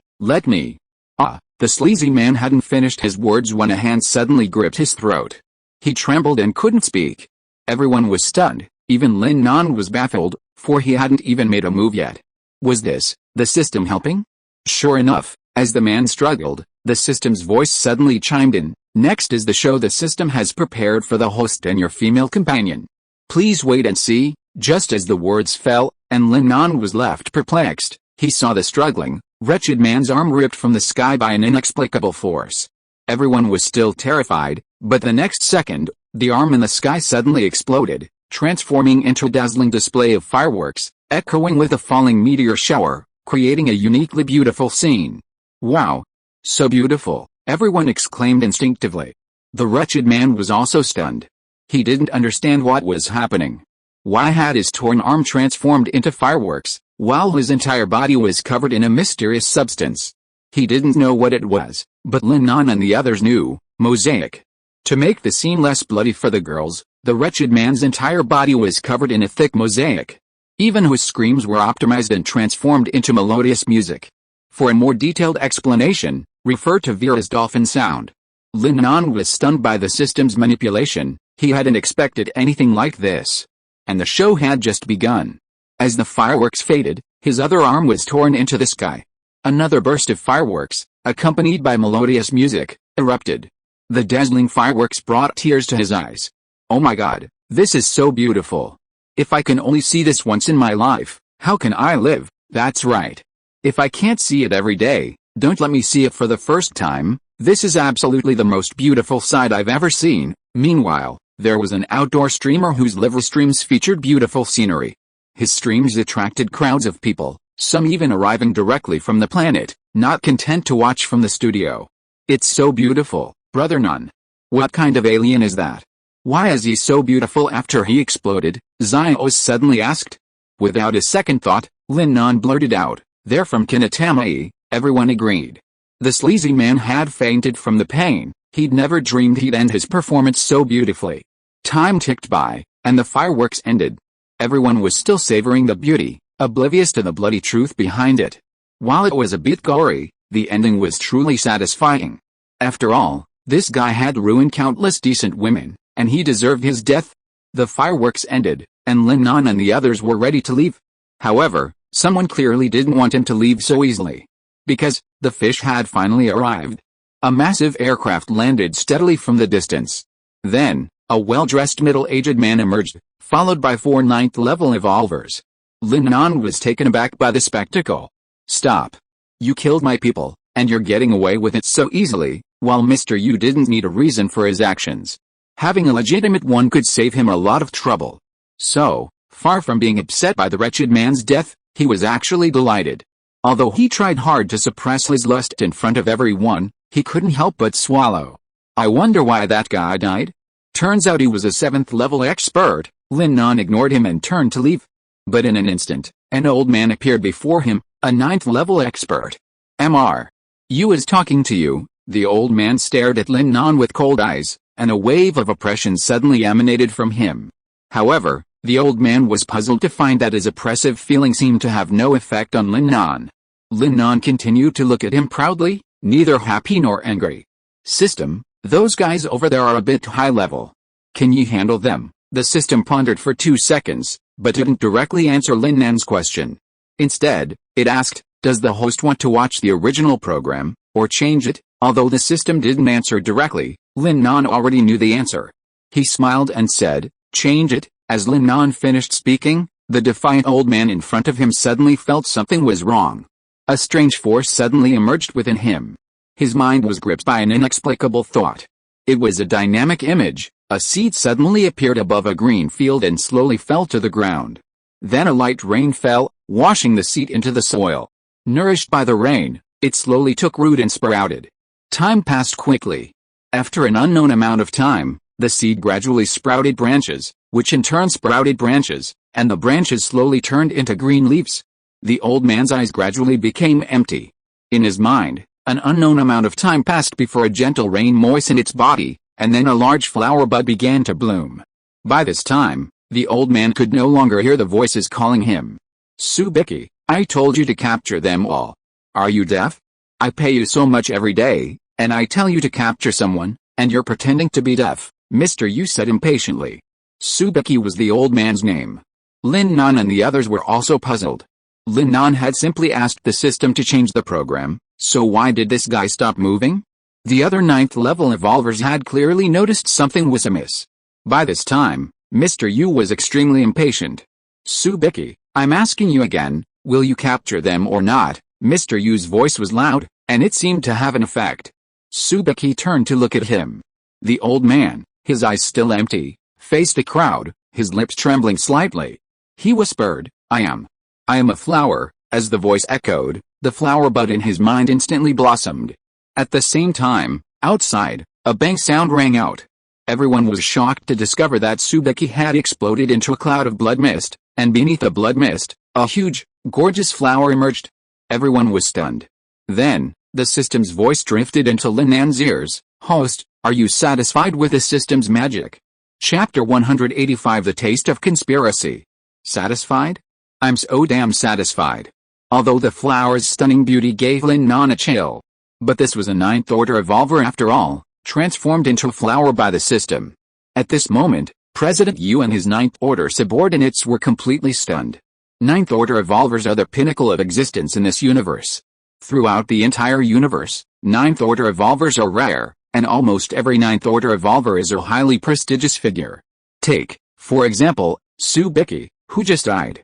Although he was President Yu's bodyguard, he was also the ruler of over a dozen planets, and many legends about him circulated throughout the galaxy. His death was bound to cause a huge uproar. The remaining 3 9th order evolvers, Liu Buneng, Zhao 40, and Zi Guangqin, were all established leaders in the galaxy. Zhao 40 was even known as the Little Lu Ocean, a testament to his immense strength.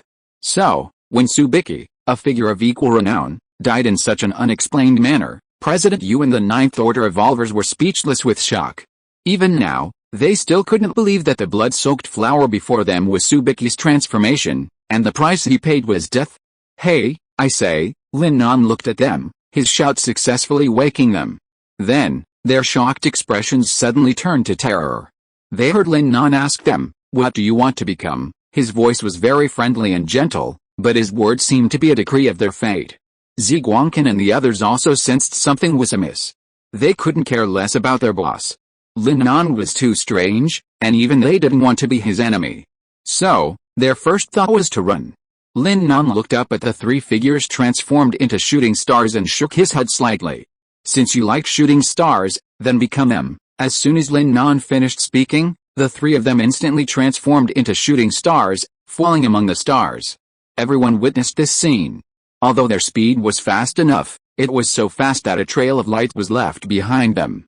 Then everyone saw the 3 of them burst into flames. Hurry up and make a wish. What are you thinking of? Lin Nan urged the girls, and they cooperated, clasping their hands together and making wishes related to him. Smiling, Lin Nan looked up at Mr. Yu, who stood alone across from him, his lips curling up unconsciously. Seeing that smile, Mr. Yu couldn't help but tremble. Even now, he didn't know what he had offended. He had never heard of anyone like Lin Nan in the entire galaxy. One of his men had said he was an apostle of the gods' disciples, but the disciples had fallen, so he dismissed it. Now it seemed he had been too naive. "I surrender. If you let me go, I'll agree to anything you ask." Mr. Yu gave in. Lin Nan's eyes gradually narrowed, and he looked at Mr. Yu, his lips curling slightly. "Let you go. Okay." Mr. Yu hadn't expected Lin Nan to be so easygoing, but the next moment, he was stunned. Because Lin Nan had actually offered 5 trillion yuan in exchange for his life. "You want to live? Sure.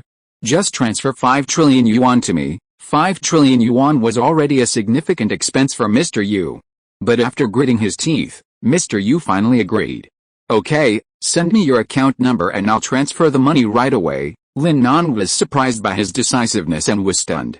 "It seems I'm too kind after all. No. I've changed my mind. I want 5 trillion yuan. "What?" Mr. Yu's entire body trembled violently at Lin Nan's words. You're going too far." Mr. Yu hadn't expected such a sudden change of heart and was instantly furious. However, when Mr. Yu met Lin Nan's cold, murderous gaze, he suddenly felt like a deflated ball, his anger fading.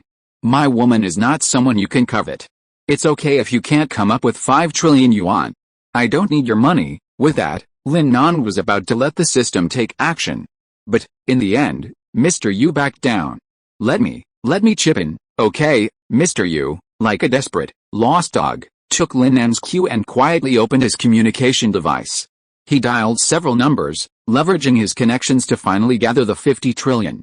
Lin Nan glanced at the account on his wristband with satisfaction and nodded. Then, he and the girls were about to leave. "I'll let you go," he emphasized as he left. Mr. Yu didn't know what he meant, but he didn't have time to dwell on it. He boarded the aircraft and departed. After his aircraft had traveled a considerable distance, Lin Nan stopped the girls. "Someone gave you a spectacular fireworks display." The girls all looked up at the sky.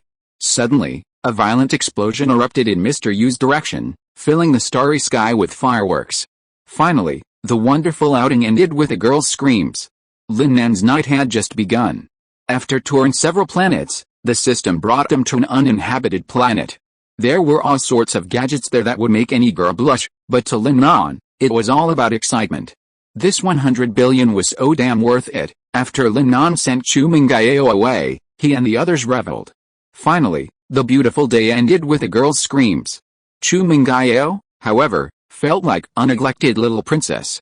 She seemed to know what Lin Nan was doing, but not quite. She wanted to join in, but tactfully withdrew. However, the little princess had already made up her mind. One fine day, she would present herself, fully dressed, to Lin Nan. The thought of this no longer filled the little girl with disappointment, but rather a strange excitement and a small sense of anticipation. Lin Nan spent 6.5 days there. He hadn't intended to return, but the time he had agreed with Marshal Su had arrived. For safety's sake, Lin Nan had brought all the Dark Gold Saints with him this time. Arriving at the agreed location, although Lin Nan arrived a little early, Marshal Su had been waiting there with sincerity, making Lin Nan a little embarrassed. The transaction went smoothly and pleasantly. 500 billion in materials for building starburst battleships, at a cost of 10 billion per unit, would be enough to build 50 starburst battleships. Lin Nan was already very satisfied. Furthermore, with this batch of materials, Lin Nan had already decided to exchange them for mass-produced starburst battleship machines, allowing them to build their own starburst battleships. Having this portal is really convenient. I don't have to worry about getting caught, and I don't have to worry about being reported by the Star Alliance's informants. Boss Su took a puff of his cigarette and said with deep emotion. Lin Nan could see that Marshal Su was getting frustrated by the informant. "Have you decided on a candidate?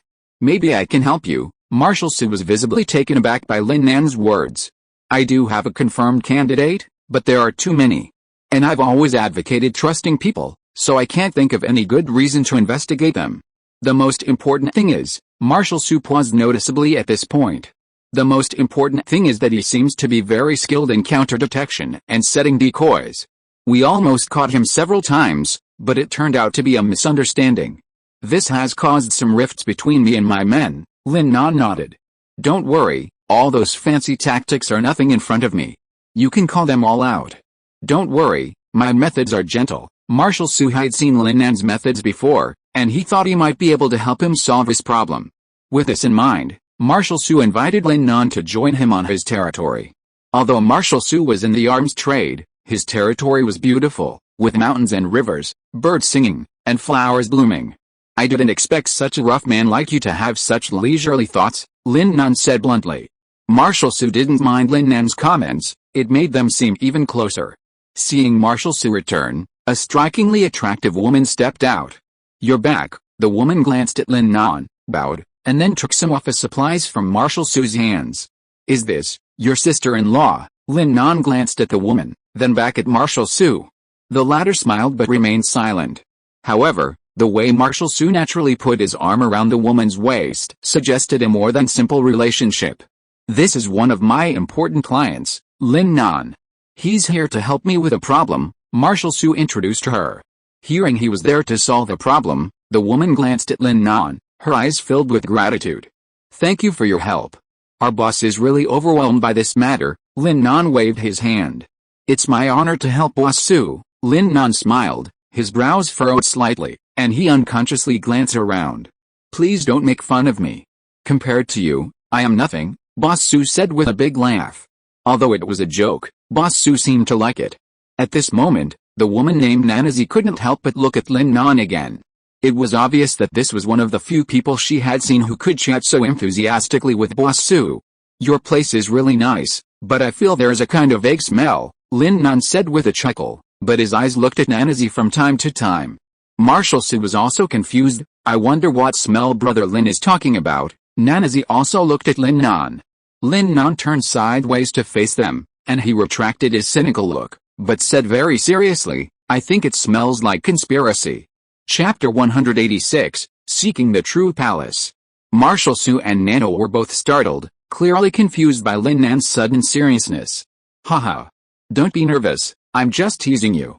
It's really nice here, even the air smells fragrant." Lin Nan suddenly laughed. "Go get everyone over here. I'll find the spies for you." Marshal Su felt a little baffled, but then, realizing Lin Nan was there to help him, he stopped dwelling on it and went straight to summon all the suspects. To prevent those accidentally injured from suffering, Marshal Su also planted some of his most trusted confidants among them.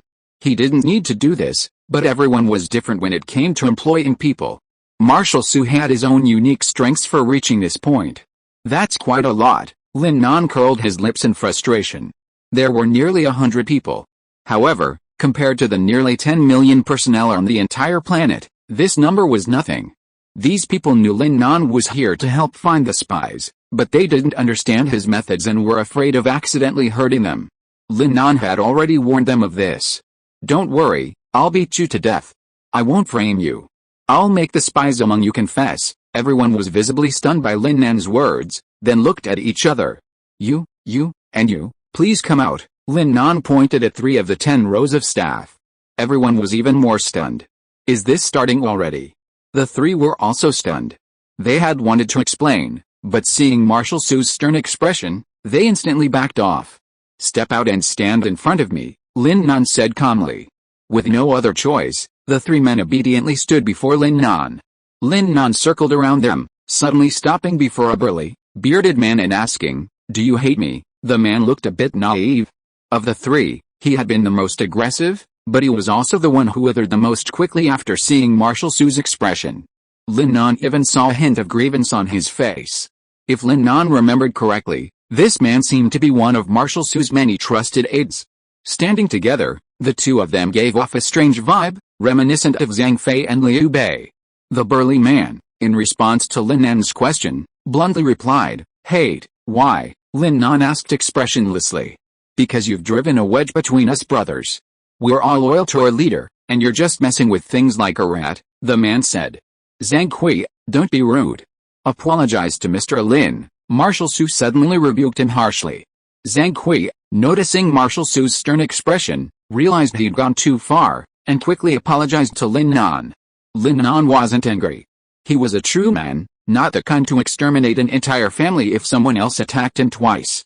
"So that's what you think.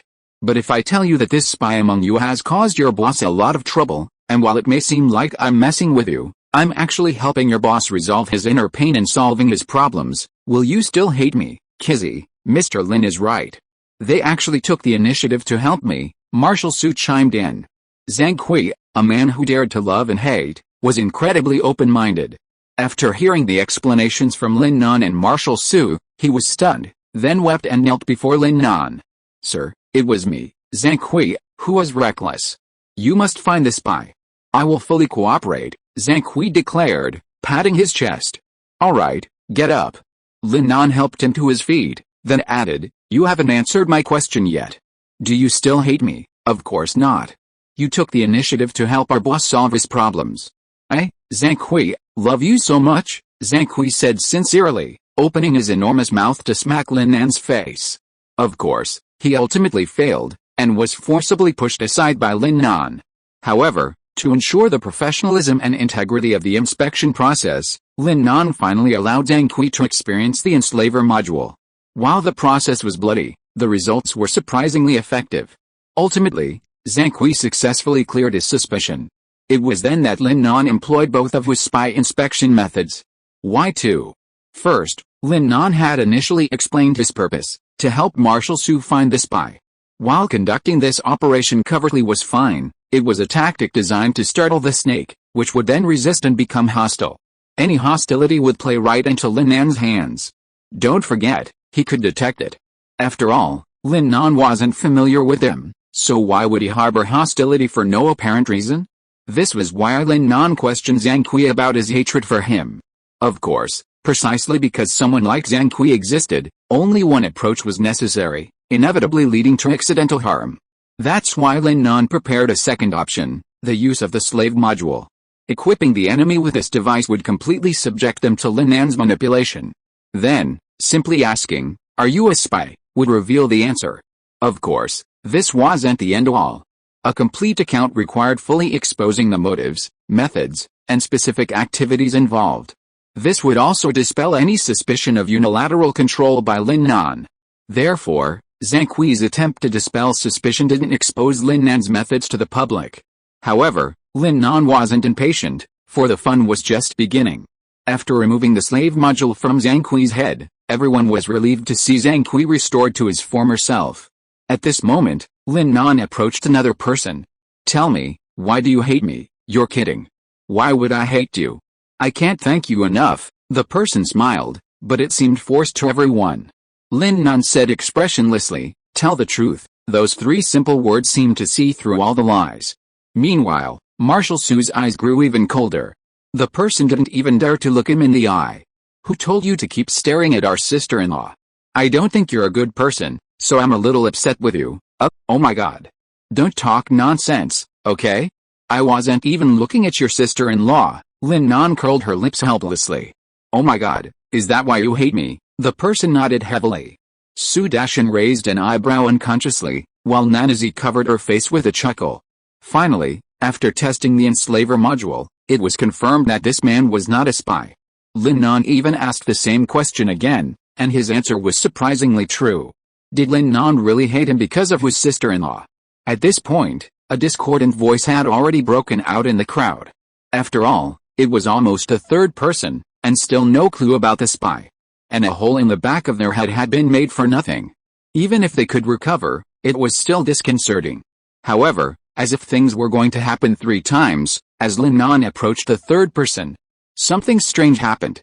As the man saw Lin Nan approaching, he suddenly leaped forward, a short, sharp dagger appearing in his hand. As he thrust towards Lin Nan, the dagger crackled with the air as it stabbed at high speed. Everyone was shocked, but it was too late to react. The man's attack was incredibly fierce. Just as the dagger was about to strike Lin Nan between the eyebrows, a powerful force deflected it back. Lin Nan was protected by his combat suit. Seeing the situation was dire, the man was about to flee. At the same moment, Marshal Su's voice rang out, ignore that man for now. Protect Mr. Lin, Lin Nan replied, I'm fine. Catch him. As Lin Nan's voice fell, the space in front of the man suddenly warped. At the same moment, the spy convulsed and fell to the ground. Lin Nan knew the Dark Gold Saints had taken action. To prevent him from committing suicide, Lin Nan quickly summoned the enslaver module. The man convulsed again, then opened his eyes. Marshal Su glanced at the spy, then his gaze fell on Lin Nan. Brother Lin, are you okay? Lin Nan waved his hand. I'm fine. Interrogating the spy is more important. How could you be okay? Marshal Su looked him over anxiously. Lin Nan might not have known, but everyone saw it. That strike just now was at the peak of the 8th level. Even a 9th level would have been injured by that blow. How come you're not hurt at all? In Marshal Su's eyes, Lin Nan was more important than a spy. Lin Nan was also stunned for a moment, obviously unaware, because he had his combat suit, so he didn't think too much about it. Now thinking about it, that strike was indeed not simple. It seemed as if the very space shook. And now, this man was completely under control. All he needed was some interrogation. Interrogate him thoroughly. Maybe we can find out who was behind it. Lin Nan looked at Marshal Su. The latter nodded solemnly, looking at the man with a serious face. Tell me, who is the person behind you, and what is your purpose? Do you have any accomplices? The man slowly raised his head, staring blankly at General Su with empty eyes.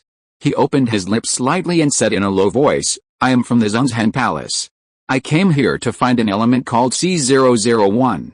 I have an accomplice who is, bang. Before the man could finish his words, an explosion was heard. The man actually blew himself up inexplicably. There is also a traitor. Lin Nan narrowed his eyes slightly. System, is there any way to find out who is behind this? Chapter 187. Seeing the metal box again. The system didn't respond to Lin Nan's question. Staring at the shattered spy, everyone was stunned and speechless.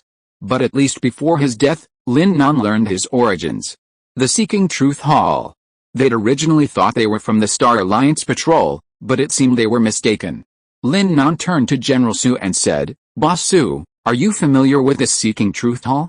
I'm new here, and I'm not familiar with many of the factions. General Su reacted strongly, his expression gradually turning slightly grim.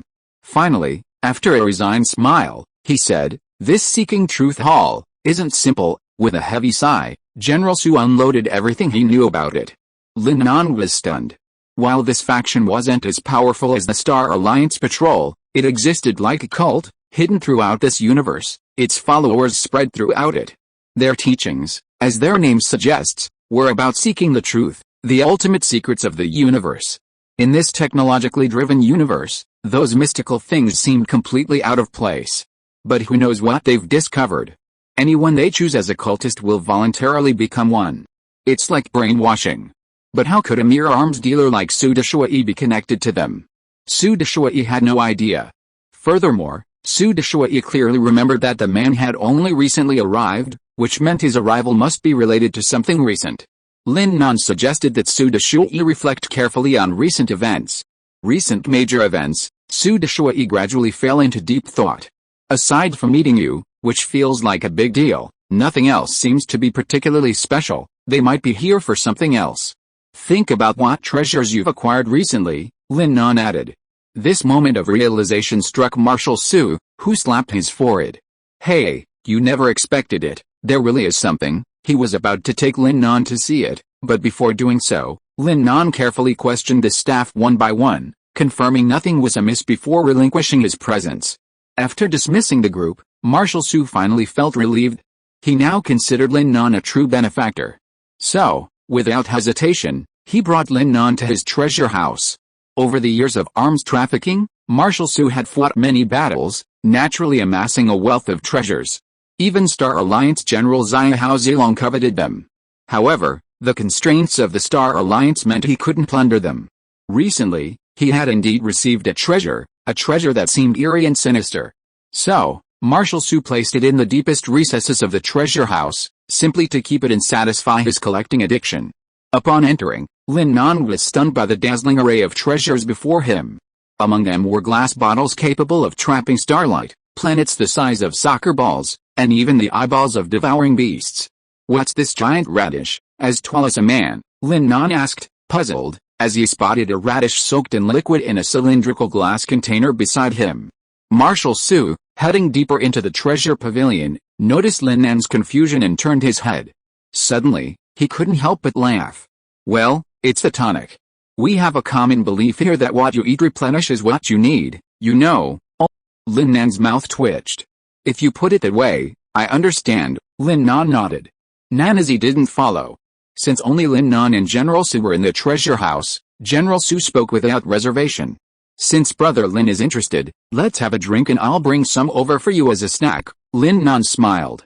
"How could I possibly leave something so precious? Don't forget to bring some." Hearing this, General Su also smiled. "Don't worry, Brother Lin. Hey, I found it." General Su bent down and found the object in a crack between the boards. "That's it. This might be what the people from the Seeking Truth Hall are looking for." With that, General Su placed a box on the table. Lin Nan joined him, their eyes fixed on the metal box. "This is..." Lin Nan suddenly noticed a painting on the metal box. Upon closer inspection, it struck him as incredibly familiar. "Holy crap! I feel like I've seen this painting somewhere." He was stunned. As soon as he finished speaking, the delicate face of a girl surfaced in his mind. It was Melissa. The painting on this box was identical to the one on the giant metal box he and Melissa had entered. Both depicted a baby. The difference was that the giant box had multiple layers of painting, with worshippers and other images beneath the baby, while the smaller box had only one painting, also depicting a baby. The babies on both metal boxes were identical. They looked identical, but the baby on the smaller box wore a bracelet and a darker expression, like a little devil.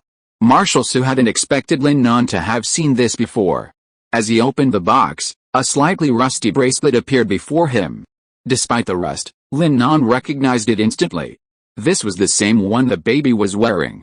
Lin Nan was also a little confused. "Why do you keep a rusty thing?" "Hey, you don't understand," Marshal Su hurriedly explained. "Don't look at it as it is rusty, but as long as 3 people touch it, it will react immediately." "Who?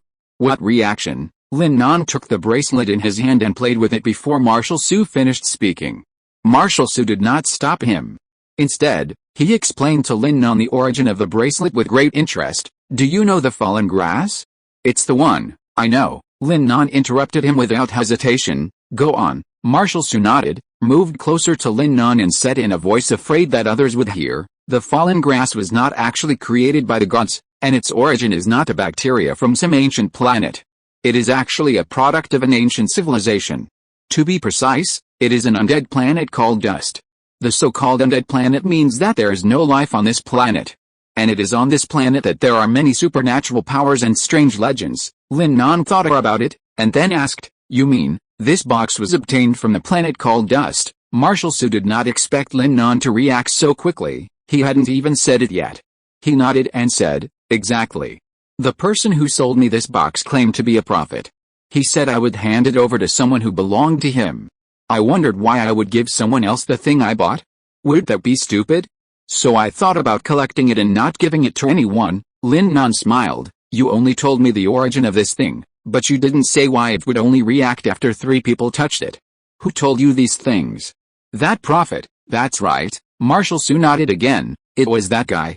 He also said that among those 3 people, if that guy got this thing, the entire universe would be overturned." "Didn't he say who those 3 people were?" Lin Nan asked again. "And who is that guy?" Lin Nan's question stumped Marshal Su, and he shook his head. "He didn't say it, or he said it but I didn't hear it, because I felt that what he said was getting more and more ridiculous, so I left after buying this thing." "Getting more and more ridiculous?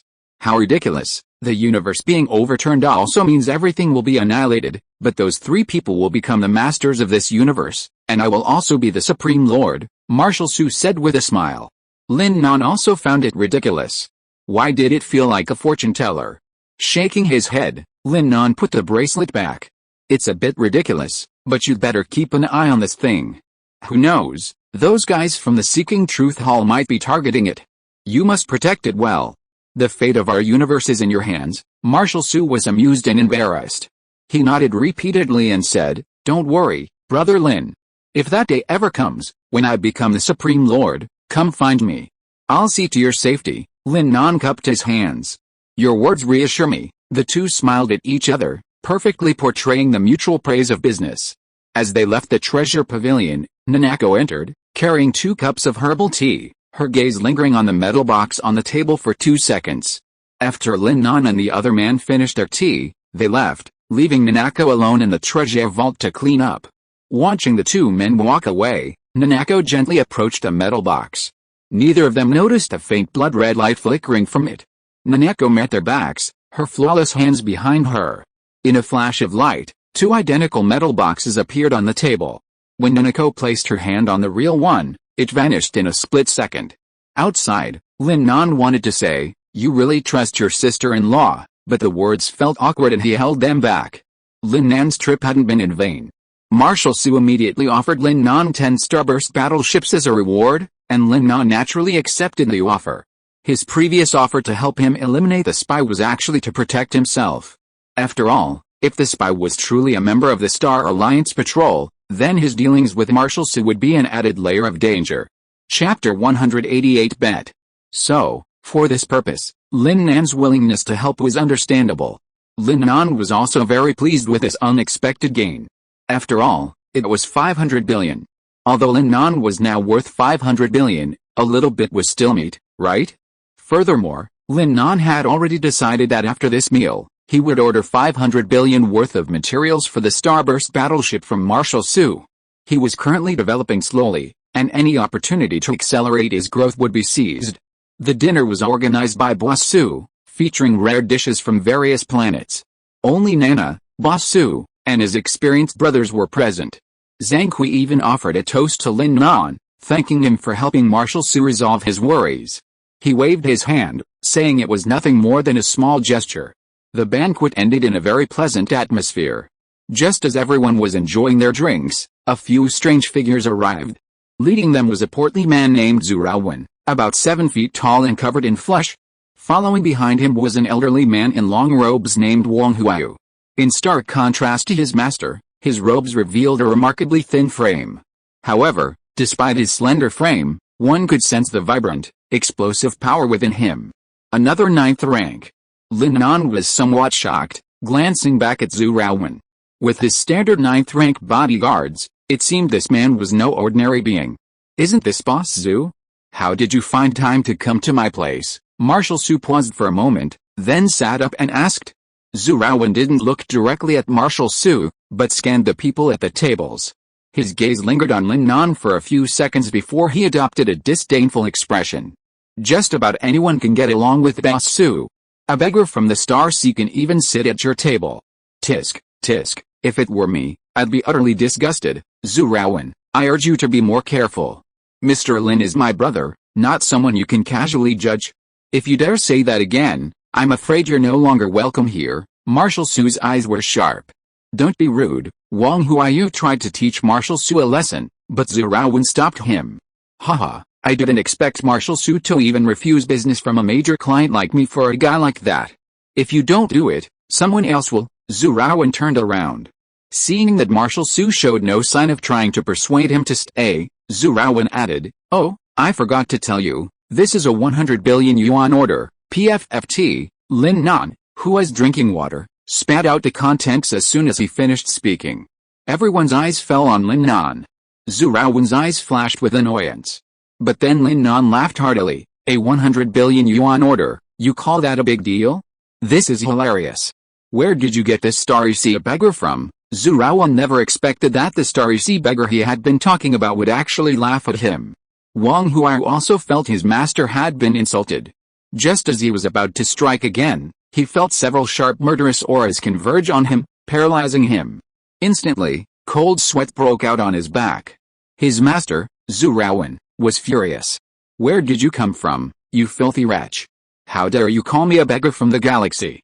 To tell you the truth, I'm Zhu Raowen, the only son of the Zhuro family, one of the most powerful families in this star region. My father, Zhu Raowen, is the governor of this star region. So, are you scared to death?" Zhu Raowen boasted. Lin Nan, however, wasn't frightened at all. He even wanted to laugh. "Excuse me, I've never heard of your damn Zhuro family. Besides, this Zhu Raowen? Zhu Raowen? Your family names are truly bizarre, although alien names weren't always conventional." This really amused Lin Nan. Lin Nan's reckless laughter infuriated Zhu Raowen. He wanted to kill Lin Nan, but this was Marshal Su's territory, and he didn't dare let Wang Huayu do it rashly. Taking a deep breath, Zhu Raowen calmed his emotions. Instead of leaving, he wanted to thoroughly humiliate Lin Nan, to make him bow down before the capitalists, even to the point of licking their boots. Zhu Raowen said calmly, "Since you call me a beggar from the Star Sea, you must be very rich. So, show it off so I can see it." Everyone's eyes fell on Lin Nan. Marshal Su, in particular, looked worried. He knew Lin Nan might not have much money, or even none at all. He'd only been able to purchase 500 billion in resources with his own money. So, in his opinion, Lin Nan might truly be broke. However, Marshal Su didn't look down on him at all. Instead, he tried to find a way to help him out. Got it. Marshal Su quickly came up with a plan. He stepped forward and said with a smile, "You don't know this, do you? I just negotiated a deal with Brother Lin for 50 trillion, no, 50 trillion.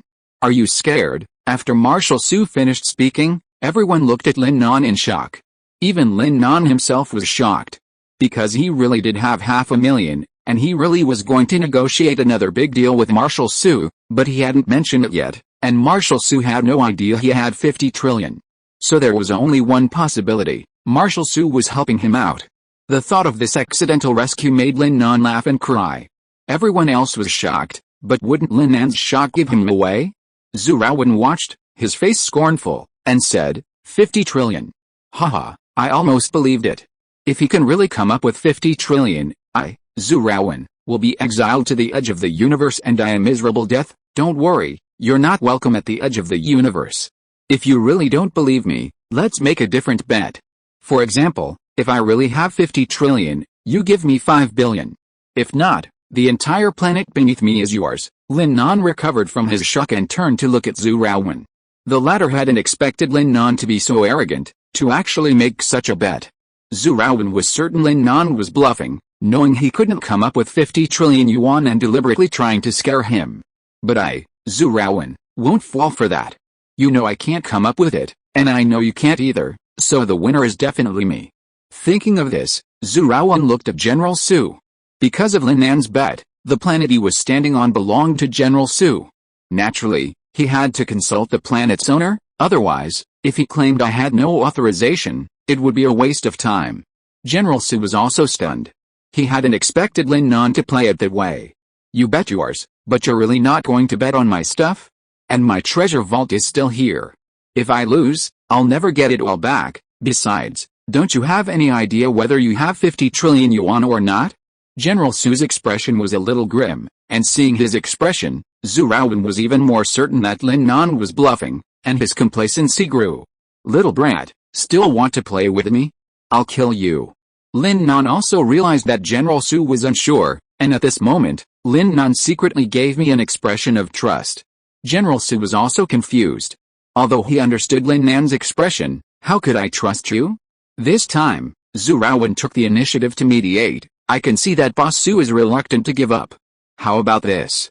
If I win, I only want this planet, and everything on it will still belong to Boss Su. If I lose, I will still give out 50 trillion. How about that? Oh, that's a good idea. Boss Su thought about it and quickly nodded. While this planet was valuable, it was nothing compared to the resources and materials on it. So, General Su was willing to pay for Lin Nan's impulsiveness with a planet. In fact, this really shows that Boss Su was doing his best. Zhu Raowen's initiative to lower the stakes seemed well-intentioned, but in reality, it was just a trick. He knew how much the entire planet meant to Marshal Su. If he put it all on the line, Su would definitely not agree, so he lowered the stakes. From now on, you're my brother, Lin Nan chuckled. He wasn't deliberately trying to trick Marshal Su, because he didn't have anything valuable to offer. He had put a lot of thought into ripping Zhu Raowen off. Boss Su waved his hand, dismissing the idea as nothing, but his heart was bleeding. After all, this was his favorite planet. Since our bet is set, show us your 50 trillion, Zhu Raowen chuckled, but he stopped himself. Wait, how could I have forgotten that? He wrote a piece of paper on the office paper he had with him. Words aren't enough. Only by signing your names on the paper will we have legal protection. Zhu Raowen was serious.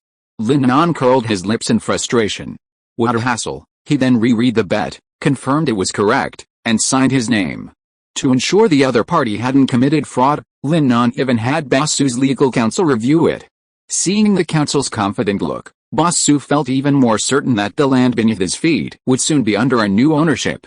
Zhu Raowen took a deep breath, then laughed heartily, saying, what a wonderful planet. It could fetch hundreds of billions of star coins. Alright, Zhu Raowen turned to look at Lin Nan. It's time to show us your 50 trillion, he smirked as he spoke, and Boss Su's heart was bleeding.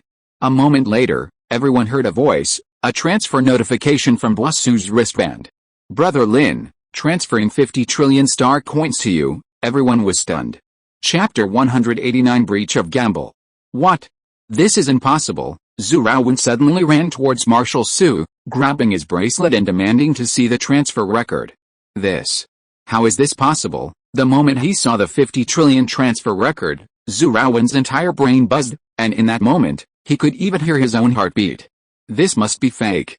You're all deliberately colluding to trick me. I don't believe a beggar like him could come up with 50 trillion. This is impossible. This is absolutely impossible. Zhu Raowen was certain he had fallen into their trap. Marshal Su and the people behind him were all stunned. They hadn't expected Lin Nan to actually give out 50 trillion star coins. Even though he was in the arms trade, he had never seen such a large sum of money. And, more importantly, this money was actually used by Lin Nan to negotiate business with him. Lin Nan had become his largest client to date. Lin Nan remained silent in the face of Zhu Raowen's questioning, but Bosu grew anxious.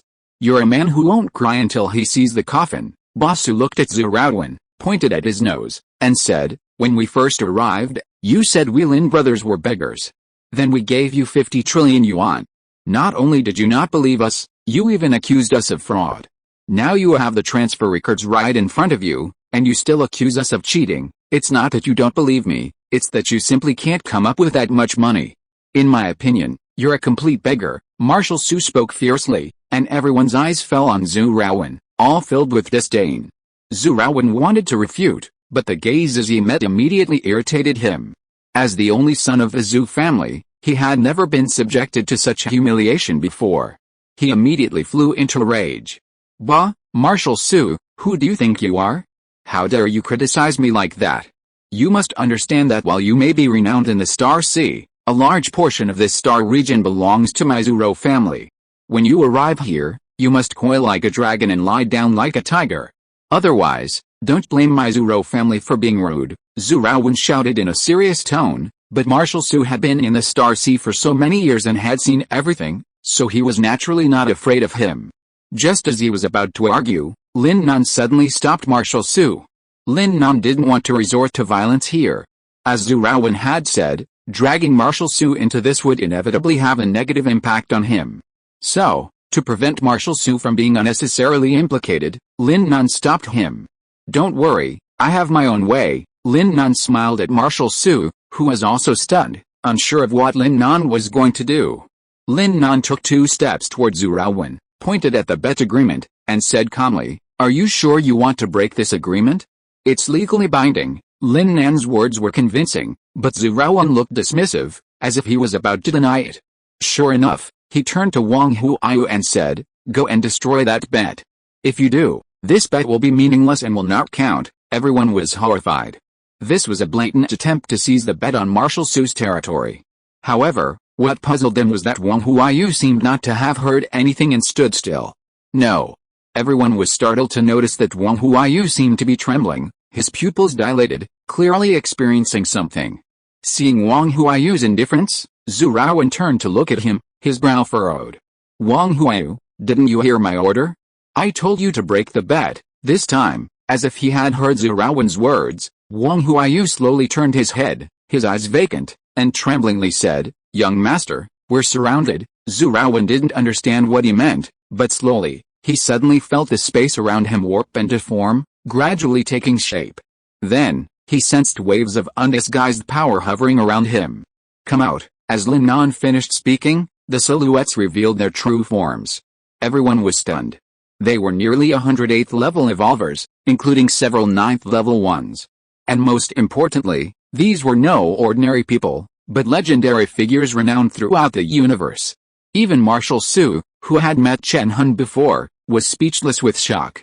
Some of these men were comparable to Chen Hun, and several even surpassed him in fame. Their willingness to serve as Lin Nan's subordinates spoke volumes about his prowess. Zhu Raowen was also stunned by this, finding it increasingly difficult to fathom Lin Nan's true nature. He had initially assumed he was a mere beggar in the galaxy, yet he had forked out 50 trillion yuan and now commanded legendary masters who dominated the universe. While many were only at the 8th level, the hallmark of these 8th level legends was that once they reached the 9th level, they would become the pinnacle of the 9th order. Many had sought the 9th level their entire lives, and to them, achieving it seemed inevitable. Therefore, many begged to follow him, but few had the strength to succeed. Lin Nan, however, had. This alone underscored Lin Nan's formidable nature. Of course, this was just what they were thinking. The truth was that Athena had recruited them, and Lin Nan, with his status as a true apostle, had simply taken advantage. However, this didn't affect their own inflated perceptions of Lin Nan's status. Zhu Raowen silently swallowed. At this moment, he no longer dared to underestimate Lin Nan. "I heard you were going to break our bet," Lin Nan said calmly, his tone so flat and even a hint of indifference. Zhu Raowen instinctively took a half step back, unsure how to respond. If he said yes, he'd probably die. If he said no, it would be a tacit admission of the bet, meaning he'd have to pay Lin Nan 50 trillion. My goodness, that's 50 trillion. Even if the Zhou family went bankrupt, they still wouldn't be able to come up with that much? "If you don't say anything, you've acquiesced," Lin Nan added. Zhu Raowen knew that if he didn't speak up, he'd likely be dealt a heavy blow. "No, I say," Zhu Raowen raised his hands. You can't hurt me. My father, Zhu Zhengui, is the governor of this starfield. You might not care if you hurt me, but what about Marshal Su? Not to mention whether his business in this starfield can continue, he himself will be implicated by you. If you are listening to this novel on a channel other than Fanfic World, it means it was downloaded and re-uploaded without effort. We warmly invite you to visit our channel, Fanfic World. There you will find the original version of this story and many other novels of various genres. We look forward to seeing you dive into a world of incredible novels. Chapter 190 Kidnapping. Zhu Raowen's words were true, and Lin Nan believed them.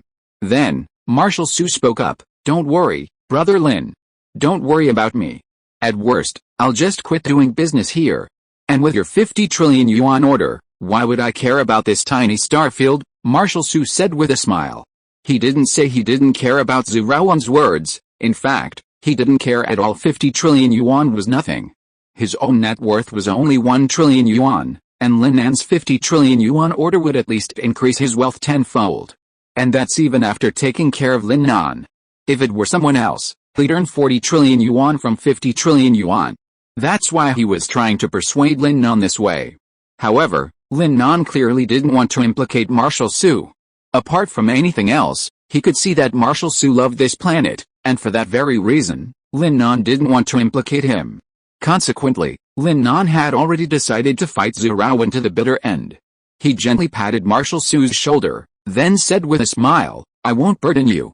It's not that I'm being polite, but I just happen to like this planet, and I don't want a bunch of people here messing around like flies." To Lin Nan's surprise, Marshal Su remained resolute.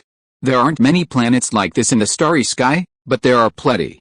If you lose this one, you can find another. It's okay.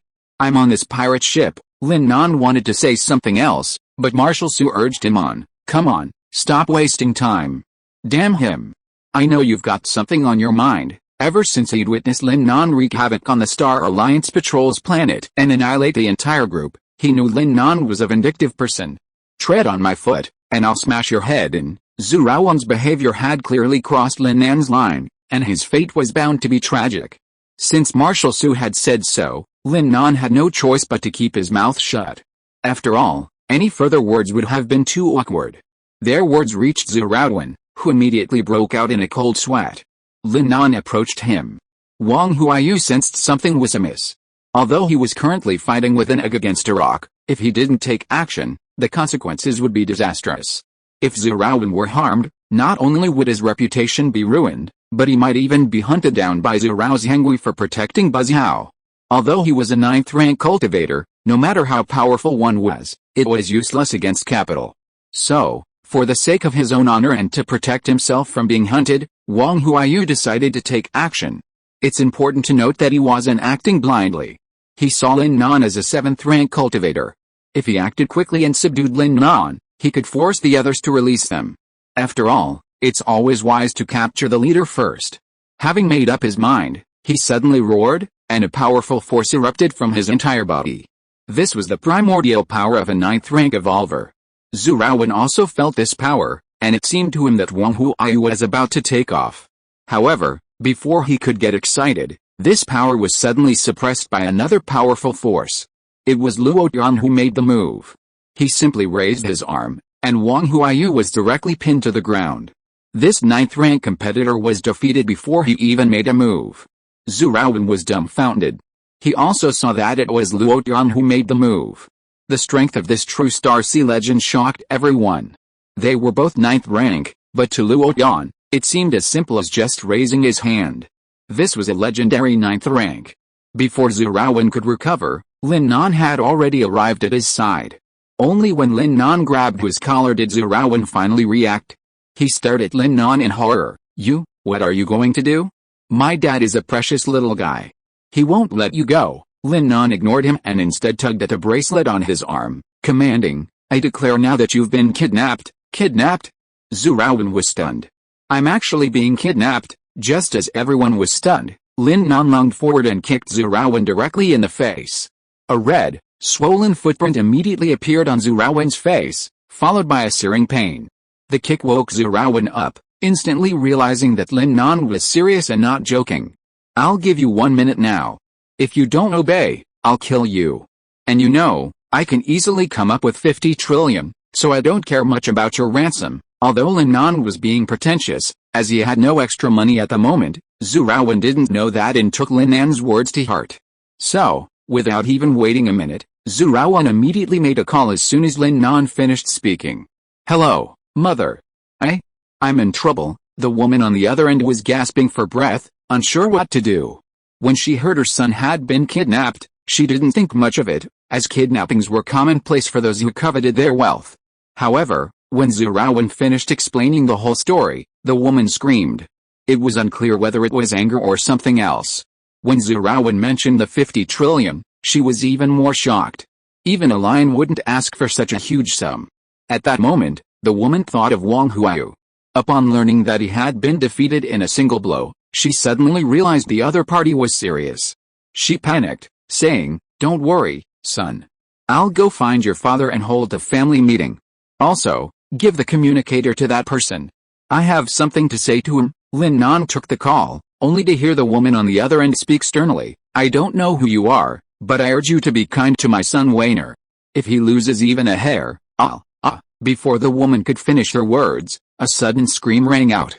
The woman was startled, for she recognized her son's voice.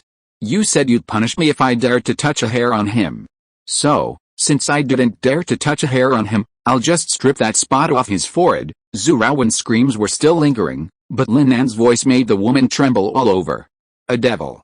This other party was absolutely a devil. The woman was intimidated and her tone became a little gentle, but the calmer she appeared, the angrier she was inside. After hanging up the phone, she hurriedly put on her clothes and went to look for her husband. Chapter 191 The Pitfalls of Zhu Raowen. Inside a massive aircraft, all the core members of the Zhu Rao family gathered. 50 trillion is impossible. 10 trillion is the most we can muster. That's our limit, Domain Head Zhu Rao Hengui exclaimed furiously. He then glanced at a guard. "How are our prepared personnel? Are the Star Alliance members coming?" "All of them," a guard said. Hundreds of battleships were already arrayed around the aircraft, including 2 Starburst battleships, one of which belonged to the Star Alliance. The Star Alliance, the guardians of order across the galaxies, had offered assistance upon learning that Zhu Rao Hengui's only son had been kidnapped. This was the privilege of a domain head. However, even with the Star Alliance's participation, the situation remained uncertain. After all, Lin Nan later stated that any unnamed aircraft that dared to enter would be destroyed. Furthermore, if 50 trillion star coins were not deposited into his account within an hour, Lin Nan would kill them. "Don't worry, Star Region Commander. This time, we've brought high-tech weapons specifically designed for kidnappings, ensuring we remain undetected while approaching the enemy," a Star Alliance officer said calmly. "And what then?" Zhu Rao Hengui suddenly asked. "It's not a question of whether or not to approach, but whether we can safely rescue Wainer once we do." This left the officer speechless. According to Zhu Raowen's description, his kidnappers were protected by nearly 100 8th-level warriors, including powerful figures like Luo Tian and Chen Hun. By the time they reached this point, everyone knew that a brute force attack wouldn't solve the problem, they might even be crushed. At the same time, they also learned Lin Nan's identity. It was well known that Lin Nan was protected by Luo Tian and other experts, so whenever Luo Tian and his group were mentioned, everyone naturally thought of Lin Nan. Meanwhile, Zhu Rose Hengui had already sent representatives to contact Lin Nan again, offering a price of 10 trillion. Lin Nan replied, yes. However, since they were negotiating, Lin Nan had also stated that only Zhu Raowen's upper body would be spared.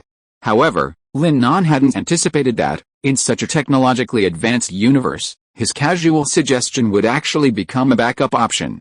By simply leaving his upper body, he could truly restore all 4 limbs, and the cost was practically insignificant. Lin Nan only learned this after Marshal Su explained it. However, the initiative was in his hands, and even if he took back his words, the other party would be powerless. Hurry. There are only 20 minutes left. If I don't have 50 trillion in my account after 20 minutes, I'll have to collect your son's body. Lin Nan's indifferent voice rang out again, and the Zhu family panicked. Zhen Jiyui. This is our only son. Do you really want to watch them murder him? The woman wept, but Zhu Zhen Jiyui was furious. This brat always stirs up trouble for me. This time, he's done something serious. There's nothing I can do. He truly didn't want to part with 50 trillion to save this prodigal's life. It wasn't that he was heartless, but in this universe controlled by capitalist tycoons, without the powerful backing of their capital, the Zhu family's power would collapse instantly. This was the family business established by the Zhirao family's ancestors. If it were destroyed in his hands, Zhirao Hengui thought, it would be better if he were the one being kidnapped. However, a turning point eventually emerged. News arrived from the Star Alliance commander. An army that had conquered the gods had returned victorious. They were passing through and could request their help in suppressing the enemy. Upon receiving the news, the enemy quickly arrived. Through the nearest wormhole jump point, everyone was shocked to see a highly technologically advanced army approaching them. This army was no small force, with 20 starburst battleships alone. There were thousands of frigates and cruisers, and tens of thousands of other small manned aircraft. Seeing this force, Zhirao Hengui instantly felt hopeful. After enthusiastically communicating with them, the commander of the army was also happy to offer his assistance. This was mainly because they knew the enemy was Lin Nan, a remnant of the gods. Communicate with him. I want to have a one-on-one meeting with that guy, said the general named Qin Yunhei. After the call connected, he issued a direct warning, remnant of the gods, you are violating the laws of the Star Alliance. I urge you to cease your aggression immediately. Otherwise, my army will bombard the entire planet. I repeat, please obey the laws of the Star Alliance. Lin Nan was stunned, wondering who this guy was, starting off by arguing with him about the law. Qin Yunhei saw Lin Nan remain silent, thinking he was shocked by his boldness. Just as he was about to gloat, he heard Lin Nan say, I deeply understand the importance of the law, but who will protect my rights? This guy owes me 50 trillion and won't pay it back. What can I do? Since you insist on the law, then make him pay me back. With that, Lin Nan transmitted a digital image of the paper gambling agreement via Zhu Raowen's communication bracelet. After all, it had been reviewed by a professional lawyer, so there were no loopholes. When the image was transmitted to the other party, everyone's faces suddenly turned grim. They had no idea about the gambling agreement. They had always believed it was a one-sided kidnapping by thugs. With this, the incident took on a completely different tone. The kidnapper had suddenly become the victim. He had been forced into this desperate act, and he hadn't asked for much. 50 trillion might seem like a lot, but it was his due for the bet. Star Alliance law emphasizes the protection of personal property. Driven by capital, property is almost as important as life. In other words, to a certain extent, although Lin Nan had kidnapped him, under Star Alliance law, as long as he was willing to release him, he was innocent. This bastard, Zhu Hengui was furious, and the woman beside him fell silent. What should we do?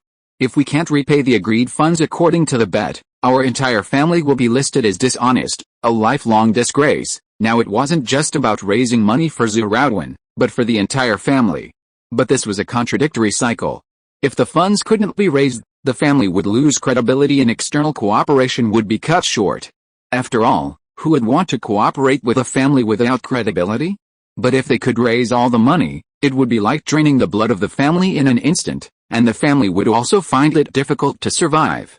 Thinking of this, Zhu Hengui was so angry that he spat out a mouthful of blood.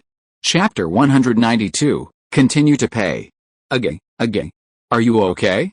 Again, you can't let anything happen to you. Seeing Zhu Rosehengui spitting blood, everyone gathered around. Clan leader, hold on. We'll call a doctor right away. You must hold on, a guard of the Zhu family hurriedly said. He was about to call a doctor, but Zhu Rosehengui stopped him. I'm fine. I was just anxious. I'll be fine after a while. Zhu Rosehengui, supported by the woman, found a seat. Just then, Qin Yunhei laughed. Everyone looked at him in confusion, some even finding his smile somewhat inappropriate. Just as they were puzzled, Qin Yunhei took the initiative to explain, there's no need for a true noble to be so desperate. It's important to abide by the bet and maintain integrity, but it also depends on the person. Zhu Rosehengui was puzzled. I don't know what General Qin meant by this. Can you explain it? Everyone was also confused. At this moment, Qin Yunhei's eyes grew serious. What I mean is, if the person who kidnapped your son were a normal citizen of our Star Sea, it might be difficult to handle. But if they're a member of the gods, then they have no right to discuss the laws of the Star Alliance with us. After hearing Qin Yunhei's words, Zhu Rosehengui gradually understood what he meant. You're saying that even though we have a bet, because he's a member of the gods, it doesn't count, haha. Qin Yunhei laughed again. Not only does it count, but as a remnant of the gods, I will bring him to justice and send him to the gallows. Send him to the gallows. Everyone was stunned. Zhu Rosehengui finally breathed a sigh of relief. At least for this moment, the law was on his side. Although Lin Nan had a bet, because he was a member of the gods, the bet was not honored. So, what do we do next? At this moment, Zhu Rosehengui completely regarded Qin Yunhei as his savior. Qin Yunhei also expressed his thoughts. For now, we can only listen to them. Send them the money first, and then see how they react. If they still want to kill you, then it will be your misfortune. But don't worry, when my army arrives, I will avenge your son's death and recover the money. And if they release your son, we will pursue them to the end, and we will also help you recover the money. Qin Yunhei spoke with absolute certainty, as if he were certain of victory. In fact, Zhu Rosehengui could hear that his advice was very rational, even a little cold. This was essentially a gamble on his son's life. No one knew whether Lin Nan would kill him after receiving the money. But otherwise, it seemed like there was really no other way. The owner of this planet, Marshal Su, could see every aircraft entering the planet from surveillance satellites. If he spotted anyone sneaking in, Lin Nan would also kill them. So, right now, he had no choice but to agree to Lin Nan's terms, or else Zhu Raowen would be killed. I understand. I'll go borrow the money right away. I just hope you can finally get it back to us. Don't worry about that, Qin Yunhei said calmly. He truly had this confidence. After all, his dozens of starburst battleships were no pushovers. Seeing Qin Yunhei's confidence, Zhu Rosehengui decided to take a gamble. Soon, leveraging his extensive connections, Zhu Rosehengui successfully raised 50 trillion star coins. I'm transferring it. Zhu Rosehengui usually didn't bother with matters like money transfers, but this time was different. This time, his son's life was on the line. Yet, for some reason, Zhu Rosehengui felt something was amiss from the beginning. What it was, he couldn't guess or understand. With a pleasant sound of transfer, Lin Nan successfully received 50 trillion star coins. This rapidity of money-making astonished General Su and the others standing nearby. The money's in, can you let me go now? Zhu Raowen asked timidly. He looked like a frightened stray dog, a stark contrast to the arrogant demeanor he'd previously used to mock others as beggars from the Star Sea. Before Lin Nan could respond, his communicator began to chime. The money's been transferred. As agreed, let me go. It was Qin Yunhei's voice, his indifference tinged with a hint of threat. Lin Nan sensed it. He didn't know if it was intentional, or if he'd unconsciously exuded this kind of pressure from being in such a high position for so long. Lin Nan was deeply annoyed. He simply said, yes, I've received the money, but it doesn't seem to be enough, huh? Qin Yunhei's brows furrowed, and everyone, seeing his expression, was startled, wondering what was going on. At this moment, Qin Yunhei suddenly shouted, are you kidding me? Didn't we agree on 50 trillion? It's already been paid. What else do you want? Don't yell at me. You're not qualified. Lin Nan fired back with the same tone, even more forcefully. For a moment, the Star Alliance Patrol General was stunned. Even he was shocked. This was definitely not an ordinary kidnapper. He had never seen such an imposing figure. However, he suddenly realized that this was a member of the Divine Order, and he began to feel a sense of comfort. If you were to be intimidated by an ordinary bandit, he would have felt a little humiliated, but this was a member of the Divine Order who had once been able to stand up to them. "What do you want?" Qin Yunhei asked again. Strangely, this time his voice was a little softer, and he didn't even notice it. "I didn't mean to do anything. I'm a kidnapper, and the money I just gave you was just to repay my gambling debts. Now, you must pay the ransom before I can release you." "What?" Because Qin Yunhei turned up the volume of the communicator to the maximum, everyone heard Lin Nan's words and were naturally shocked. Although Lin Nan was obviously cheating, for some reason, it sounded quite reasonable. "What should we do?" The woman looked at her husband dully, and it was obvious that she was already feeling a little desperate in her heart. "Keep sending the money," Zhu Zhangui murmured softly, and then shouted loudly, "Keep sending the money," but after saying this, he looked at Qin Yunhei. "General Qin, wait, you must help us get the money back." Chapter 193 Sudden Explosion. Don't worry," Qin Yunhei's tone was noticeably unsteady. It wasn't that he felt he couldn't defeat Lin Nan, but rather that the funds involved were simply too enormous, a staggering 100 trillion. After all, the Star Alliance Patrol's annual revenue is only 100 trillion. And that was with the Star Alliance controlling half the universe. That was why he was worried. What if something unexpected happened? Zhu Zhangui's eyes were red with worry. He was now certain he would eventually get the money back, so he kept looking for loans. But it wasn't easy to borrow. 50 trillion was simply too much. Just then, the woman suddenly left without anyone noticing. When she returned, an unknown number rang through Zhu Zhangui's communicator, threatening to lend him 50 trillion. For Zhu Zhangui, this was undoubtedly a life-saving help. He hurriedly and respectfully thanked the other person, practically thanking them for their entire family. After hanging up, Zhu Zhangui transferred the money without hesitation.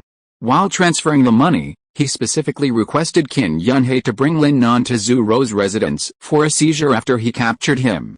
He was clearly a bit frantic as he spoke. Although Lin Nan was a remnant of the god's followers, Zhu Zhangui didn't refuse his request. Instead, he promised that upon Lin Nan's return, he would let him witness his execution. At this point, both of them exchanged malicious smiles. Reconnecting the communicator, they saw Lin Nan smile. "I see your sincerity. If so, then come and take your men." With that, Lin Nan released his hand. Zhu Raowen hadn't expected this devil, Lin Nan, to actually let him go. Not only was he shocked, but even Qin Yunhei and the rest of the Zhu Rou family were surprised that Lin Nan wouldn't kill him. Zhu Raowen was taken away without incident. "Haha, how kind." Qin Yunhei and Zhu Zhangui exchanged a look, a sarcastic grin on their lips. Marshal Su was also confused. Normally, the great demon Lin Nan was a man who never kept his promises. Why would he let them go so easily this time? Lin Nan, sensing their confusion, immediately offered, "Isn't it fun to let someone feel the hope of life, then bring them to despair under absolute power?" Everyone gasped at his words. Marshal Su's main concern was the absolute power. After all, the planet was surrounded by numerous starburst battleships. If it came to absolute power, it was the other side that outmatched them. Even with the Dark Gold Saints by his side and the protection of 4 Ninth Order Saints, facing a similarly powerful starburst battleship, there was a high chance of annihilation. After all, the enemy had the equivalent of 29th Order Saints, not including their escort vessels. From the beginning, they had never imagined the Zhu Rou family would leave like this. So soon, Lin Nan smiled faintly. Above the heavens, a massive fleet was speeding towards him. These starburst warships and other fleets formed a vast network, their target directly targeting Lin Nan and his group. Within this network, virtually no one could escape. Another remnant of the god's followers is about to be annihilated. Qin Yunhei and Zhu Zhangui were both filled with excitement. In their opinion, Lin Nan was truly doomed. "Brother Lin, aren't we leaving now?" Marshal Su asked, looking at Lin Nan in confusion. He thought they should have left through the portal in the artifact pavilion after extorting them. Just think about it, how cool would that be? But it was clear that Lin Nan hadn't considered escaping from the start. "I didn't want to implicate you before because you'd be targeted by the Star Alliance, and it would be difficult to conduct business. But since you insist, I'll have to find another way." Marshal Su had clearly considered this issue as well. "You can be assured. My resources mainly come from some uninhabited, marginal mining planets. Even if something like this happens, it won't significantly impact my business. At most, I'll just have to be more cautious in the future. Hearing this, Lin Nan shook his head. That's just too much trouble. Trouble? Marshal Su was stunned. So you mean you have a less troublesome solution? Of course I do. Lin Nan paused, then explained, that's to annihilate them completely. Annihilation. Everyone gasped again. At this moment, Nanako, who had been standing silently beside Marshal Su, was also stunned. From the beginning, she sensed something unusual about Lin Nan, but deep down, Nanazi was actually disdainful of his words. Take, for example, the spies, the kidnappings, and now, the idea of completely destroying over 20 of the enemy's starburst battleships. Her disdain stemmed from the belief that Lin Nan was just boasting. However, to her dismay, every one of those boasts actually came true. He'd caught the spies, and even got double the ransom for the kidnappings, a whopping 100 trillion star coins. And now, she was talking about completely annihilating the enemy. Nanazi was practically mad. If he could pull that off, she felt she needed to start preparing another plan. How do we completely destroy them? This was a completely unconscious reaction. Lin Nan, standing with his hands behind his back, said with an enigmatic air, "Look up." As soon as Lin Nan finished speaking, everyone looked up. Except for the starburst battleships approaching, they saw nothing. Just as everyone was puzzled, Lin Nan calmly said, "Don't rush. Let the bullets fly for a while." Everyone couldn't help but speculate on what Lin Nan meant. But the next moment, just as Qin Yunhei and the others were contemplating how to celebrate, everyone saw one of the approaching starburst battleships explode. At that moment, an attentive observer suddenly noticed that there were 5 more starburst battleships in the fleet. The one that had exploded earlier had been hit by the concentrated fire of these 5. Qin Yunhei quickly realized what was happening and immediately ordered the sudden appearance of these starburst battleships to be eliminated first. Zhu Zhengui was clearly distracted by the explosion, but looking back, he saw that only 5 starburst battleships had appeared, while their side still had over 20. Naturally, he wasn't afraid, as if the goddess of victory was still on their side. However, what puzzled him was that Qin Yunhei didn't look relaxed. Chapter 194 I changed my mind. How did they do it? Is it just a coincidence? Qin Yunhei felt a sense of unease. Just now, the 5 starburst battleships summoned by Lin Nan had destroyed a starburst battleship with a combined attack. While there was an element of surprise attack involved, the attack also involved the starburst battleship's core offensive ability, the starburst energy cannon. This weapon, takes a long time to charge up. So, to an outsider, the explosion from the combined attack of 5 starburst battleships was perfectly normal. However, only those who had experienced war and were familiar with starburst battleships knew that the combined attack of 5 starburst battleships was not enough to destroy a single starburst battleship. After all, this was a fortress of solid defense. How could it be destroyed so easily? Unless they had discovered a flaw, a vulnerability, or a weak point in the starburst battleship. Only then would a combined attack be possible to destroy the entire starburst battleship. Qin Yunhei was worried because, having just returned from battle, the starburst battleships were bound to have some damage, both large and small. And these damages were undoubtedly their own vulnerabilities. But few people cared about these things, as these loopholes weren't easily visible from the outside. This was why he had no qualms about letting them attack Lin Nan. But now, Lin Nan's starburst battleships had just appeared to exploit these loopholes, causing Qin Yunhei to become suspicious.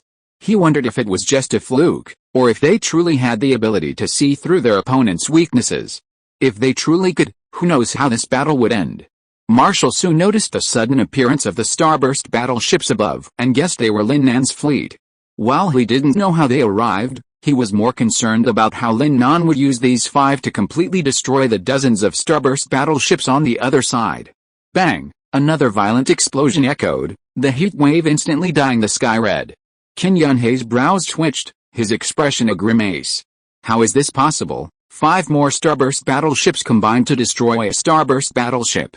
This directly confirmed Qin Yunhei's previous suspicions. The enemy starburst battleships seemed to be able to detect weaknesses.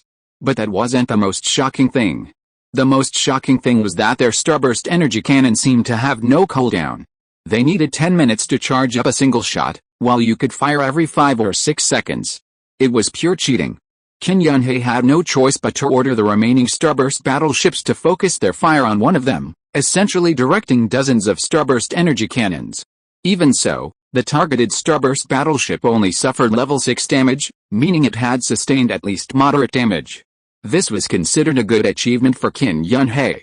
After all, destroying one of the enemy starburst battleships by exploding 2 starburst battleships was not bad at all. However, only Zhu Rosehengui and the others thought it was okay. Because only Qin Yunhei knew that, due to the starburst energy cannons they had just used, their core abilities would be unavailable for at least 10 minutes. In other words, they would have a hard time inflicting even intermediate level damage to Lin Nan's starburst battleship within 10 minutes. Meanwhile, the enemy could constantly bombard them with their core abilities. Thinking of this, Qin Yunhei suddenly felt that his previous decision had been flawed. Sure enough, just 10 seconds after the previous explosion, another starburst battleship experienced a fatal explosion. This explosion seemed to jolt everyone's attention, sensing something was amiss. This was especially true of Marshal Su, who, after all, was an arms dealer. The strangeness of Lin Nan's starburst battleship naturally caught his eye. Good fellow. How did you manage to avoid charging energy? And, are you able to discover the enemy starburst battleship's weaknesses? Qin Yunhei had discovered this, and Marshal Su had too. Lin Nan smiled faintly, without further explanation. The reason it didn't require charging energy was naturally because this was a system-generated weapon.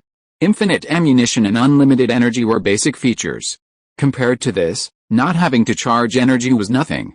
On the other hand, the reason Lin Nan and his crew were able to detect the enemy's weaknesses was because they were completely entrusted to the AI god. In other words, the starburst battleships were now unmanned, completely controlled by artificial intelligence. What good would discovering a minor weakness mean? However, at this point in the battle, Lin Nan suddenly hit upon a brilliant idea. This idea would not only earn Marshal Su official recognition, but would even make him their VIP guest. And the biggest beneficiary would naturally be himself. With this in mind, Lin Nan immediately spent 1 trillion kill points to exchange for 20 more starburst battleships. Everyone was stunned by the sudden appearance of a large number of starburst battleships. Qin Yunhei thought they were reinforcements. But the next moment, when he saw the starburst battleships combining their firepower, instantly destroying their 5 starburst battleships, they realized something was amiss.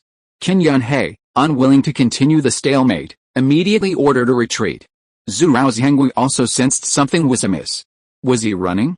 General Qin, what's going on? Why are you running? What will happen to my 100 trillion if you run away? Just then, Zhu Rosehengui blocked Qin Yunhei's path. Meanwhile, 5 more starburst battleships were instantly destroyed. Qin Yunhei now only had a few remaining starburst battleships, and the wreckage was scattered across the starry sea. Damn it, you're still thinking about money? If we don't run now, we won't be able to escape. Qin Yunhei knew that in the next second, or the next, the remaining starburst battleships would be wiped out, and they would be the ones to die. Then, Qin Yunhei kicked Zhu Rosehengui away.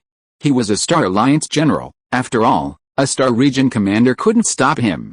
The kicked Zhu Rosehengui suddenly realized that he might not be able to get his 100 trillion back, which meant that his family was doomed, and all this was because of Qin Yunhei's solemn promise. At this moment, Zhu Rosehengui, already somewhat frantic, went completely mad. He chased Qin Yunhei, and just as he was about to reach him, he pounced on him. Qin Yunhei, feeling the pain, swung his hand and punched him in the head. Bang! Zhu Rosehengui's head was blown off. Qin Yunhei suddenly realized that after all this time, his starburst battleships hadn't been destroyed. Chapter 195 worth 1 trillion star coins. Marshal Su and the others were bewildered by the sudden appearance of 20 starburst battleships. Where did they come from? Seeing Lin Nan's smile rise, Marshal Su suddenly realized. This must have been Lin Nan's creation, but why didn't he just bring it out? Before he could figure out Lin Nan's intentions, a one-sided massacre unfolded. Qin Yunhei's starburst fleet was decimated, with only a few remaining. Are you curious why I didn't bring them all here? Lin Nan said calmly, gazing at his fleet of 25 starburst battleships. Marshal Su nodded. I really can't guess Brother Lin's intentions. Please tell me something. Lin Nan smiled at his words. No intentions, I just don't want to play with them anymore. It was like a cat and mouse game. Once a cat catches a mouse, it tires of playing with it and then kills it. Lin Nan was like the tired cat, but Qin Yunhei mistakenly took Lin Nan's teasing as a sign that he couldn't defeat him. However, Marshal Su had another question. Why don't you want to play anymore? Lin Nan smiled, a smile that made everyone a little uneasy. Because, I have a big plan. A big plan? The crowd was even more confused, but then they realized what was happening. So, it was because he had a plan that Lin Nan didn't want to play with them anymore. But, Marshal Su looked up at the sky. Before we execute that plan, shouldn't we take care of those remnants of the Star Alliance? So they don't go back and tip us off. That's what I was thinking. That way, we won't know what's going on here, and you can still do your business here. Lin Nan pondered for 2 seconds, then added, but, we can't do that now. Not only won't I kill them, I'm going to send them back unharmed. What? Everyone looked at Lin Nan in confusion. Forgive my ignorance, but I don't know why, Brother Lin, Marshal Su suddenly said. Lin Nan didn't answer directly, but instead asked Marshal Su, what do you think of my starburst battleship? Marshal Su was stunned for a moment, unsure of what Lin Nan meant. But since Lin Nan had asked, he had no choice but to speak frankly. Marshal Su looked up at the sky again, his gaze growing increasingly profound. He spoke, somewhat absent-mindedly, if I had to describe it in one word, it would be, divine. This was the supreme praise bestowed upon a weapon by an arms magnate. In fact, the system-produced starburst battleship's unlimited charge time alone could be deified simply by its core skill, not to mention its unlimited energy and ammunition. Furthermore, even against warships several times its size, Lin Nan's starburst battleship held its own. Qin Yunhei's 20-odd starburst battleships were rendered powerless by Lin Nan's 5. When the two sides were evenly matched, Qin Yunhei's starburst battleships were directly destroyed. This clearly demonstrated the power of Lin Nan's starburst battleships. But, did this have anything to do with letting Qin Yunhei and his men go? Lin Nan continued, if I say I can sell you these starburst battleships, how much would you ask? Marshal Su, stunned by Lin Nan's words, exclaimed, Brother Lin, are you serious? Lin Nan chuckled. Could you please give me an estimate? After hearing Lin Nan's words, Marshal Su fell into deep thought. He carefully recalled previous battles, analyzing the overall strengths of these starburst battleships. By the way, I need to tell you something, these battleships have unlimited ammunition and unlimited energy. And, as you might expect, their core skill, the starburst energy cannon, has no charge time, meaning it can be used continuously. Notice I said, continuously. Marshal Su, still pondering, was completely stunned. Holy crap, this is really that awesome. The usually composed Marshal Su couldn't help but curse. It wasn't his fault, though. Almost every one of the advantages Lin Nan mentioned was truly black hole-level technology. Unlimited ammunition, unlimited energy, and the ability to freely use core skills, all these advantages combined in a starburst-class battleship essentially declared it a black hole-level weapon. If it weren't for his trust in Lin Nan's character, and having just witnessed the starburst's power, he wouldn't have believed such a formidable weapon existed in this universe. And they weren't just one, but 25. Considering that Lin Nan had ordered nearly 50 trillion in resources from him, and he might have ordered more, these resources would be enough to build tens of thousands of starburst battleships. If they were truly built, they would undoubtedly be a formidable force in the galaxy, second only to the Star Alliance. This is a powerful asset, I must cling to it, Marshal Su thought to himself. He already had the answer to Lin Nan's question. The original cost of a starburst battleship is nearly 10 billion star coins, and the finished product is worth 50 billion. The starburst battleship you have in your hands can fetch at least that much? Marshal Su raised a finger. 100 billion, Lin Nan was stunned. How is that possible? Marshal Su's reaction was even more excited than Lin Nan's. At least 1 trillion, 1 trillion. That's a 20-fold increase. In other words, one starburst battleship like this, at the finished product price, could buy 20 ordinary starburst battleships. However, Lin Nan felt that was a bit high. After all, a single starburst battleship couldn't outmaneuver 20. After all, the strengths of a system-produced starburst battleship skewed more towards attack, while its defensive capabilities were no different from ordinary starburst battleships. So, no matter how powerful you were, facing concentrated fire, you were nothing more than a target. Marshal Su seemed to sense Lin Nan's doubts, but as an arms magnate, he must have considered multiple angles when analyzing the combat capabilities of his weapons. In other words, there were aspects that Lin Nan hadn't considered, but Marshal Su readily considered. This wasn't to say that Lin Nan was incompetent. After all, Every profession has its own strengths.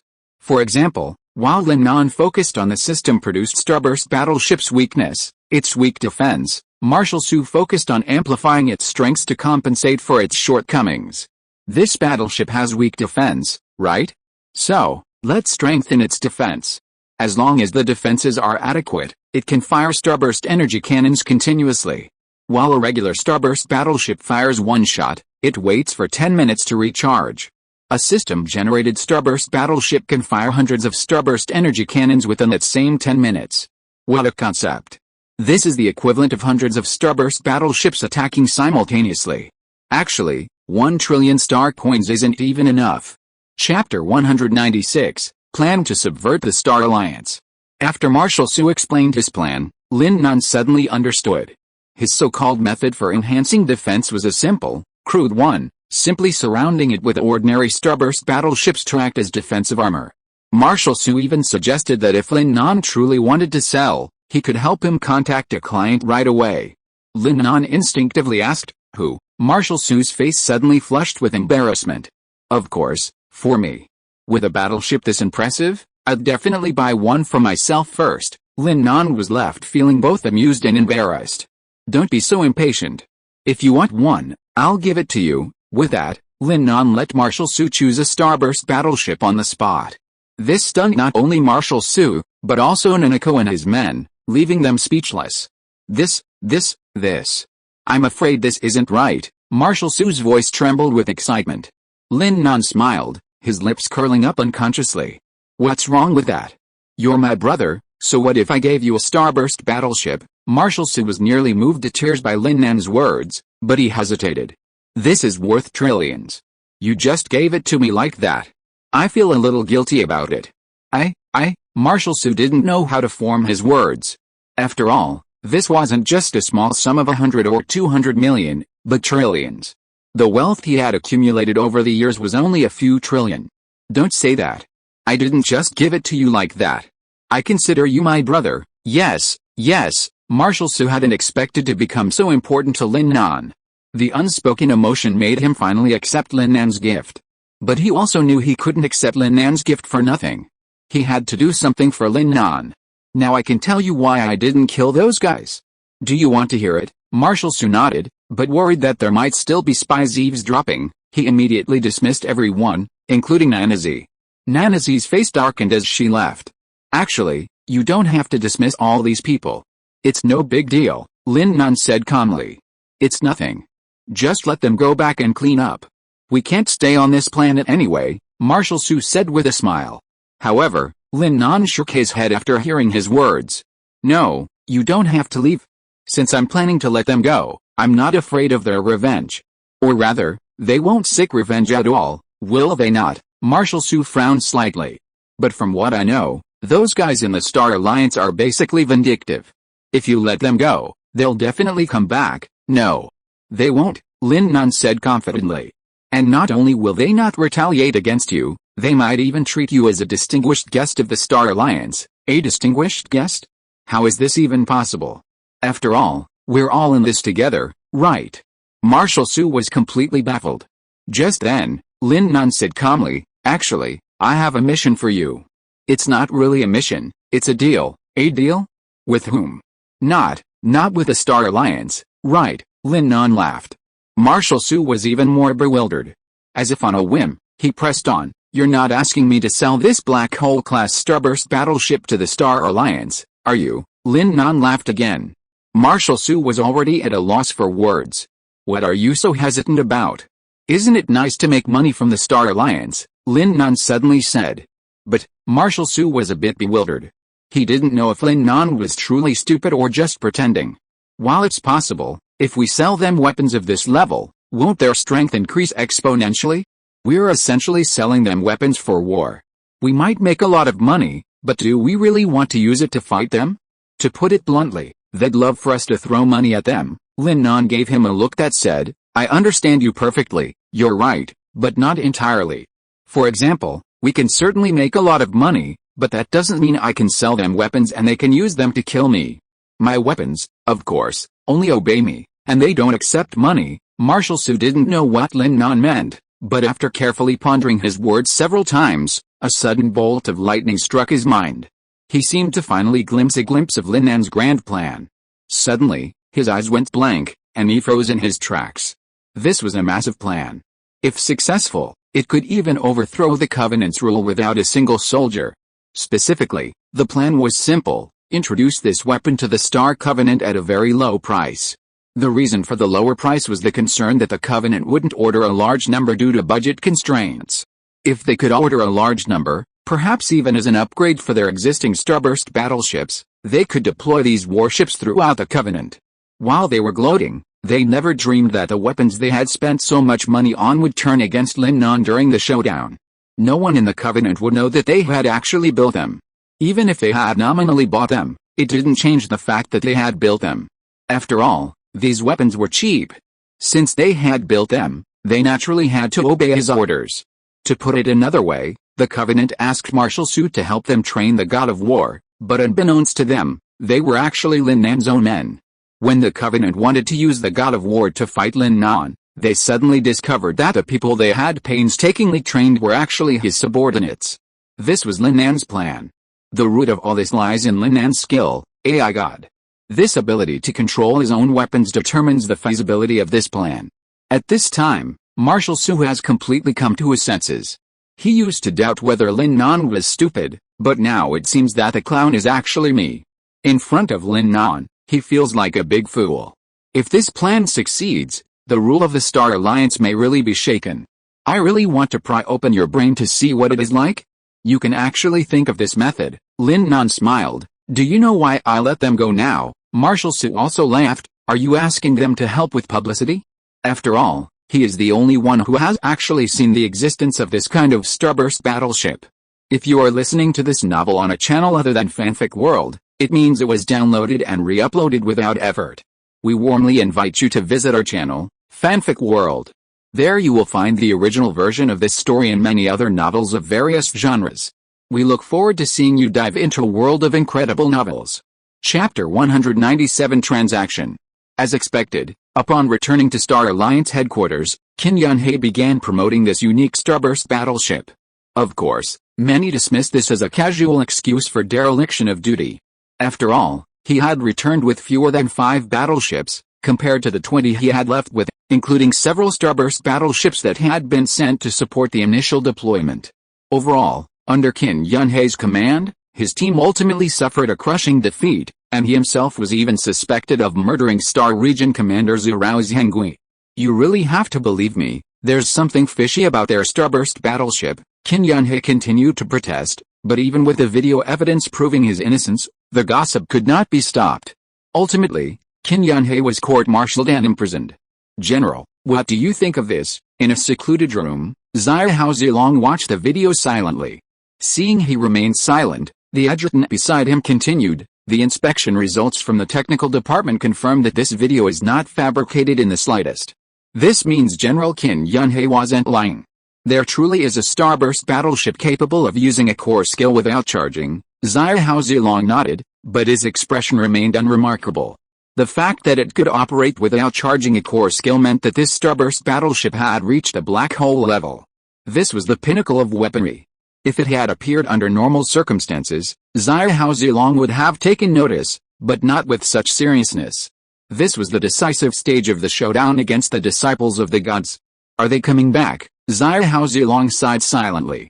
A weapon of this level could only be produced by the Apocalypse civilization, the masters of the disciples of the gods. This made him ponder further. After all, the Apocalypse civilization was the true ruler of this universe. As the saying goes, when there's no tiger in the mountains, the monkey becomes king.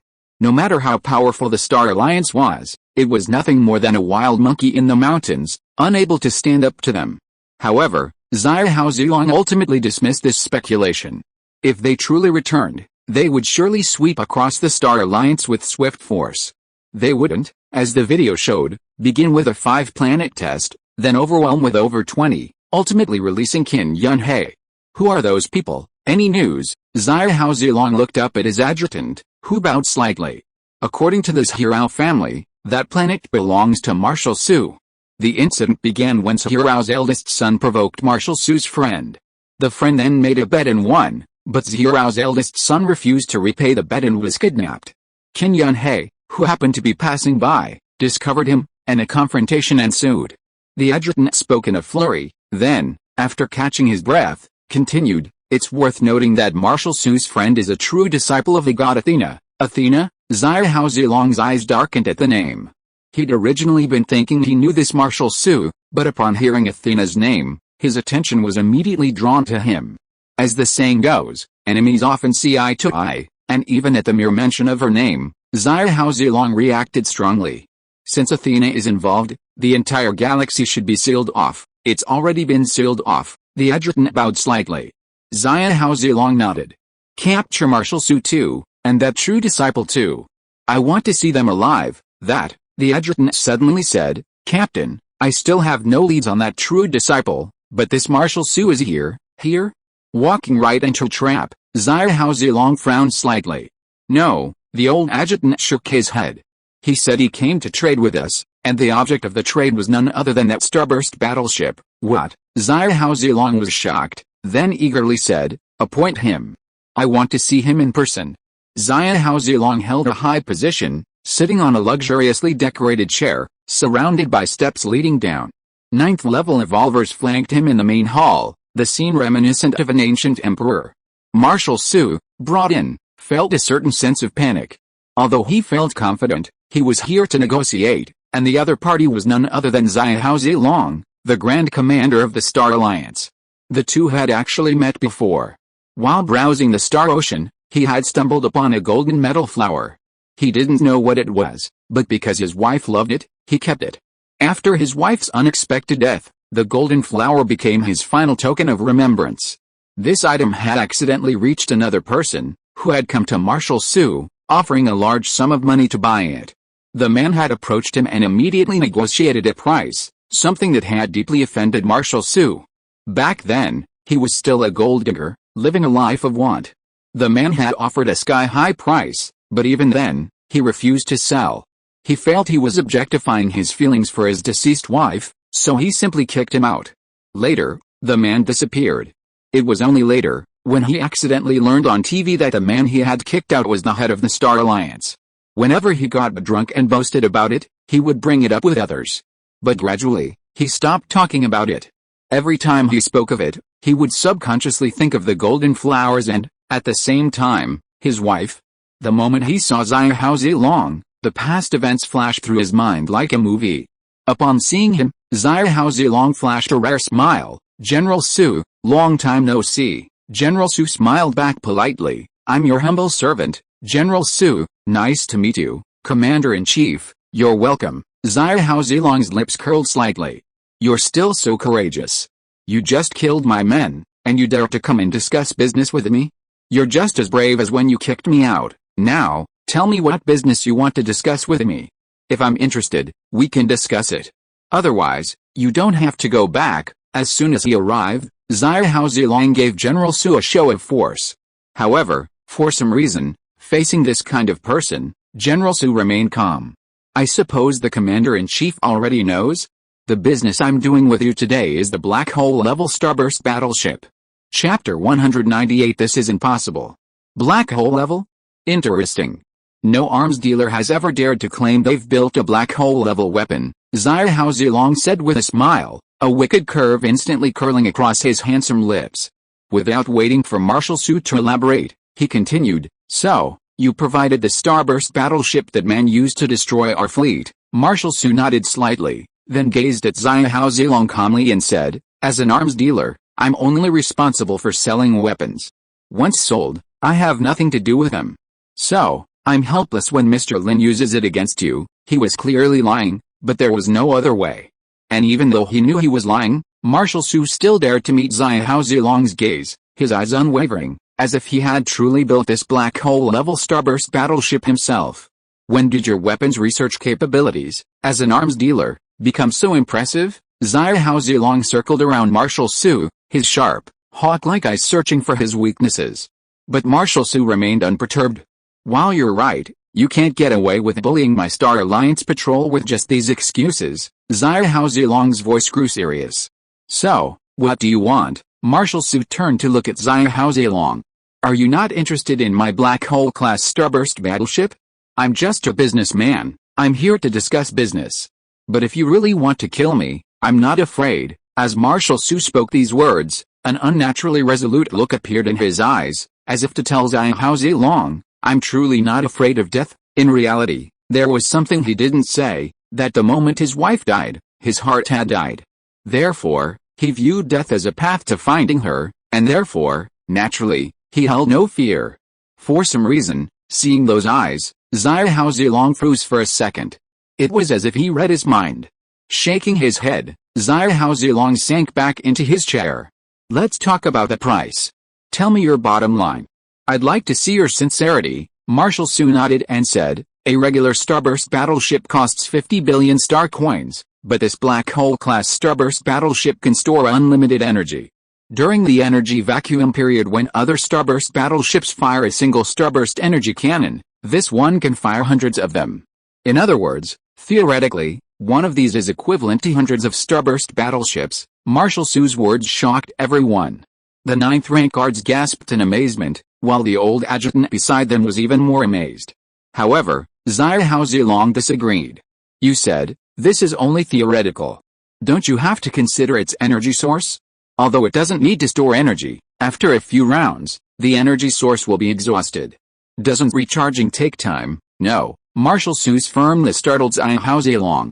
Marshal Su pointed to a starburst battleship outside and said, since it's a black hole-class starburst battleship, how could it simply not require energy storage? Its advantages also include unlimited energy, and, unlimited energy. Zia Haozilong suddenly interrupted him. I just heard you say, this starburst battleship has unlimited energy. Everyone was stunned, their eyes fixed on Marshal Su, waiting for his answer. Until they saw him nod. Hiss, they couldn't help but gasp. Impossible. Suddenly, a middle-aged man in a white coat ran out of the door. He heard Marshal Su say that the starburst battleship had unlimited energy, and he was completely skeptical. Do you know anything about starburst battleships? How dare you claim they have unlimited energy? Not to mention the sheer volume of energy they consume, a few starburst energy cannon shots alone could drain an asteroid of energy. And you say they have unlimited energy? There's no such thing as a starburst battleship with unlimited energy. This middle-aged man, visibly furious, was a veteran of the Star Alliance's Technological Weapons Research and Development Center. When he heard someone was approached to discuss business with a starburst battleship that didn't require energy storage, he rushed over. He wanted to see who dared to deceive the Star Alliance leader with something that didn't exist. He was even willing to expose his lies publicly. It's important to note that when Qin Yunhei first told everyone about his encounter with a starburst battleship that didn't require energy storage, he was the loudest voice of skepticism. He considered it a blasphemy against technology. Marshal Su was startled by the guy who suddenly jumped out, but he did not back down. In the face of absolute facts, no matter how you question, you are just showing off your ignorance. Thinking of this, Marshal Su said lightly, I haven't finished what I said. Everyone was stunned. The middle-aged man in a white coat, upon hearing what Marshal Su said, thought that he was scared, and then he showed a look of disdain. What, haven't you finished yet? You mean that infinite energy is conditional, right? Haha, let me tell you this, in a field where dark energy is absolutely abundant, I can also develop a starburst battleship with infinite energy. But where in this universe is there such abundant dark energy? So can you get out? Marshal Su said directly and bluntly. What the hell are you interrupting? You like to interrupt so much, are you? Do you like to interrupt whenever you see a chance? The middle-aged man was stunned by Marshal Su. As the most prestigious researcher of the Star Alliance Patrol, he has always enjoyed the respect and love of everyone, but he has never suffered such insults. Just when he was about to fight back, Marshal Su spoke before him. What I want to say is that this kind of starburst battleship not only does not need to store energy for core skills, but also has unlimited energy. Another advantage is... Shut up, try to interrupt me again. Seeing that the middle-aged researcher was about to speak, Marshal Su directly showed his wrist to warn him, while the guards around him, including Zia Haozilong and the old adjutant, all turned a blind eye. The middle-aged researcher was forced to succumb to Marshal Su's coercion. Clearing his throat, Marshal Su tried to calm himself down. After about 2 seconds, he looked at everyone and told them another advantage of the starburst battleship. What I want to say is that this kind of black hole-level starburst battleship does not need to store energy, has unlimited energy, and even the bullets are unlimited. The middle-aged man was stunned again. This is impossible. Chapter 199 Inspection. Unlimited ammunition? You mean starburst bombs? Starburst bombs are the most powerful weapon on the starburst battleship, second only to the starburst energy cannon. Each round is as powerful as a nuclear weapon, and thousands can be launched per minute. So, upon hearing Marshal Su's claim of the starburst battleship's unlimited ammunition, the middle-aged researcher expressed his doubts. In fact, not only him, but even Zia Haozilong was skeptical. How could such a powerful weapon be built? This wasn't just technology, it was a miracle, wasn't it? That's impossible, unless you show us. The middle-aged researcher looked at Marshal Su. Despite Su's convincing explanation, he still refused to believe it. Zia Haozilong and the others turned their gazes to Marshal Su again, who said calmly, "It's not that difficult. I wanted to show you anyway. After all, my purpose is to do business with you." As soon as he finished speaking, a massive starburst battleship appeared before the crowd. "Send it up and fight it." Zia Haozilong's voice suddenly rang out. The old adjutant guessed his intention and waved a hand, summoning a guard. After whispering a few words in his ear, the guard nodded and trotted off. Not long after, a platform outside the hall slowly unfolded, and a metallic giant suddenly appeared. This giant stood hundreds of thousands of meters tall, radiating a unique metallic sheen. Even a glance at it evoked an invisible sense of oppression. Is this a starburst-class metal fortress? Marshal Su was, after all, an arms dealer. There were few weapons in the world he didn't know about, except for some secret weapons, of course. Zia Haozilong remained silent, but the middle-aged researcher suddenly spoke. "I didn't expect you to have such foresight. This is exactly what I'm leading my team to build, a starburst-class Titan fortress. It's capable of directly confronting 9th-tier experts and can withstand a counterattack even when besieged by multiple starburst battleships. Come on, let me witness the power of your so-called black hole-class starburst battleship," the middle-aged researcher said with a smug look on his face. "When the real fight comes, your true colors will be revealed. I'll humiliate you then," the middle-aged researcher thought to himself, and when he came to his senses, the battle was about to begin. However, the imagined true colors didn't materialize. Instead, something unbearable occurred. At Marshal Su's command, the starburst battleship instantly activated its strongest mode, instantly unleashing dozens of starburst bombs, followed by a succession of starburst energy cannons. In fact, when he saw the second starburst energy cannon fire only seconds after the first, the middle-aged researcher already sensed something was wrong, and cold sweat broke out on his forehead.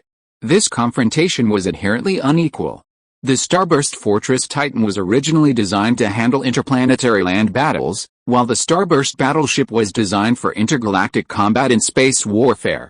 Therefore, the Starburst Fortress Titan's strength lies in its impressive combat capabilities and formidable defense, but its anti-air capabilities are relatively weak. Therefore, it cannot fully demonstrate its strength against the Starburst battleship in the air.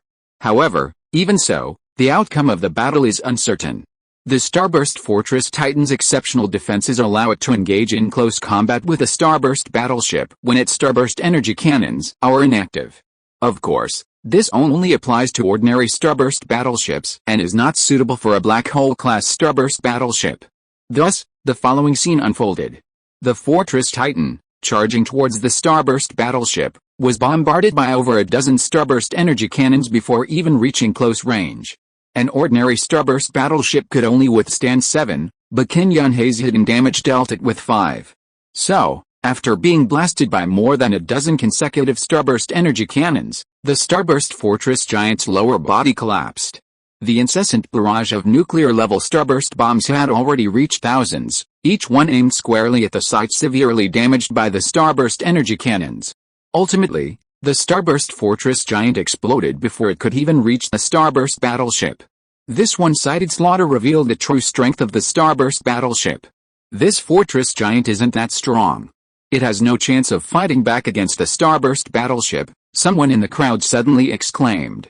The Starburst Fortress Giant's R&D director was furious upon hearing this. He wanted to explain that the Starburst Fortress Giant couldn't defeat the Starburst battleship, but the words faltered. After all, Saying so would only disgust others and himself. How is it? Not bad, Marshal Su said calmly. He wasn't overly excited. To him, it was just basic maneuvering.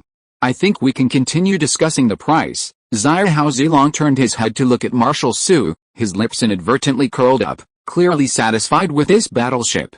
I don't want to play games with you anymore. What do you think of this price? Xiahou Zilong raised 5 fingers. 5 trillion star coins. This was the price of 100 ordinary starburst battleships. That's a very reasonable price, Marshal Su smiled.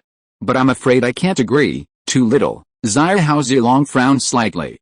No, Marshal Su shook his head. I just want to ask, at this price, how many can you buy? Xiahou Zilong thought for a moment, then looked at the old adjutant beside him. The old adjutant bowed slightly and said, about 100,000. Oh, Marshal Su nodded thoughtfully. After a few seconds of silence, he said, how about this? If we really want to build that many starburst battleships, I definitely don't have enough resources. But if you can share your resources with us, I'm willing to sell you 1 starburst battleship for 1 trillion star coins. Xiahou Zilong frowned slightly at his words. Such a huge discount just for sharing resources was a bit confusing for Xiahou Zilong. He didn't understand Marshal Su. At this moment, the old adjutant raised his own question. Sir, wouldn't it be more beneficial for you to use the money you saved to buy resources? Marshal Su looked at him, and the old adjutant looked back calmly. They stared at each other, silent for a moment. However, after a few seconds, Marshal Su suddenly slapped his forehead. Huh? Why didn't I think of that? Chapter 200 Triumph. Hearing this, everyone was stunned. So, was the price really so arbitrary? The old adjutant bowed slightly to Xiahou Zilong and apologized. I'm guilty. I spoke too much? Please, Commander, punish me. This was truly disgusting to anyone. In a word, the price had gone from 1 trillion to 5 trillion. This meant that if the Star Alliance wanted to purchase it, they would have to pay an additional 4 trillion star coins per unit. However, Marshal Su smiled and said, you're being polite. I was just joking. The price is still 1 trillion star coins. Granted, I can use the money I saved to purchase it with resources, but due to the overwhelming demand, resource prices will undoubtedly rise significantly. Not only will this reduce unit profits, it will also affect the sales of my other arms. Furthermore, such a powerful weapon is so expensive. Naturally, I prefer to sell it at a low profit. Otherwise, you'll just buy a few to keep them in stock. Instead, I'd rather you buy more, even if the profit is lower. So that was the situation, everyone suddenly understood. However, the old adjutant saw several flaws in Marshal Su's argument. For example, a price difference of 4 trillion yuan was certainly enough to cover the rising resource costs. Unless the construction of this starburst battleship was highly resource-reliant, the demand wouldn't be so high. Furthermore, the old adjutant knew that a regular starburst battleship cost less than 10 billion yuan. If the cost difference between the two was similar, the profit from this black hole-class starburst battleship would be even greater. However, these doubts were all flawed by insufficient information. What if this starburst battleship was truly resource-reliant? Then, he would have to rely on resources provided by the Covenant. Since his previous comments had nearly led to delay, the old adjutant refrained from expressing his opinion. Furthermore, the other party's ability to sell at such a low price was clearly a sign of weakness to the Covenant. Of course, that was their intention. If they knew that Marshal Su's actions were merely intended to increase the number of these time bombs deployed within the Covenant, they might have changed their minds. Ultimately, the Covenant decided to purchase 1 million starburst battleships, practically replacing all of its active starburst battleships. The decision was made by Xiahou Zilong. Since the military budget exceeded the planned budget by double, the old lieutenant tried to dissuade him, but Xiahou Zilong glared back. However, after some thought, being able to spend double the funds to purchase 10 times the number of starburst battleships wasn't a bad idea. At worst, they could just tighten their belts in other areas. He also knew that persuasion was impossible. Seeing Xiahou Zilong's blazing eyes, he knew the commander-in-chief was once again drawn to the place called the deep space beyond. And with 1 million black hole-class starburst battleships, reaching that place wasn't impossible. After all, the two sides agreed on a 5-year agreement. After all, with hundreds of starburst battleships, Xiahou Zilong and his men were skeptical about the timeline, considering that the current starburst battleship fleet had taken hundreds of years to build. Xiahou Zilong was even more astounded by how quickly his goal could be achieved. He then gave Marshal Su a personal badge, allowing him to mobilize all the resources he needed. The middle-aged researcher's eyes welled up at this. Even a top researcher like him didn't possess such a precious item, and he'd never imagined a small arms dealer could possess it. In the end, Marshal Su departed safely, and as a token of his sincerity, he gave them the starburst battleship he'd brought with him. The middle-aged researcher, who had been waiting for a long time, finally received the research rights he'd hoped for. I'll dismantle it when I get back. I don't believe these arms dealers' researchers can develop a starburst battleship of this level. Even if you can, I can crack it. Then, I'll perfectly replicate it and leave you penniless, the middle-aged researcher thought to himself, then left eager to try. What do you think? Xiahou Zilong glanced at the old adjutant and said calmly. I sense a conspiracy, the old adjutant said. Xiahou Zilong shook his head. That's not what I'm talking about. I mean, in 5 years, we'll conquer the other side of deep space. The old man remained silent. Don't you miss your mother? Xiahou Zilong suddenly asked. Now, the two of them were the only ones left in the hall. General, the old adjutant suddenly became flustered. He was about to say something, but Xiahou Zilong didn't give him a chance, turning and leaving. The old man sighed silently and then slowly followed. Returning to his territory, Marshal Su told Lin Nan everything that had happened. Everything went smoothly, and Lin Nan was naturally delighted. Next, they had to prepare for the production of the starburst battleship. Before that, the most important thing was to gather kill points. Lin Nan told Luo Yan and the others to return and continue clearing out the mutants on Kimulang Star. They expected to eliminate all of them within a week, which should be enough to exchange for a considerable amount of starburst battleship production machine tools. By the way, someone came by earlier and brought you some invitations. Ask him for them when my sister-in-law returns. I'll be leaving now. As he finished speaking, the portal to the artifact pavilion opened. Brother Lin, stay here. I know what that invitation is. Want to come with me and see the world? Lin Nan was a little confused. Just then, Nanazi came back from outside. Seeing Marshal Su, she immediately handed him the invitation. This is an auction that started in the City of Mist and Desire. They say there are a lot of treasures. You've made so much money, don't you want to spend it? Marshal Su said with a sly smile. Spend the hell, Lin Nan couldn't help but smile bitterly. Go ahead. I saw there are exactly 3 tickets, Nanazi also said. Why 3? Lin Nan was stunned. Of course I asked for an extra one, Marshal Su smiled. However, Lin Nan was still a little hesitant. Although the Star Alliance won't pay attention to you anymore, I'm afraid this face of mine has already been blacklisted by them. Don't worry about that. Marshal Su looked at Nanazi beside him. Let Nanazi help you. She's an expert at makeup. She can definitely transform you. Lin Nan looked at Nanazi doubtfully, but the latter nodded confidently, though shy. Half an hour later, Lin Nan walked over to the mirror and was stunned. For a moment, Lin Nan thought he wasn't himself. The person in the mirror looked like a completely different person.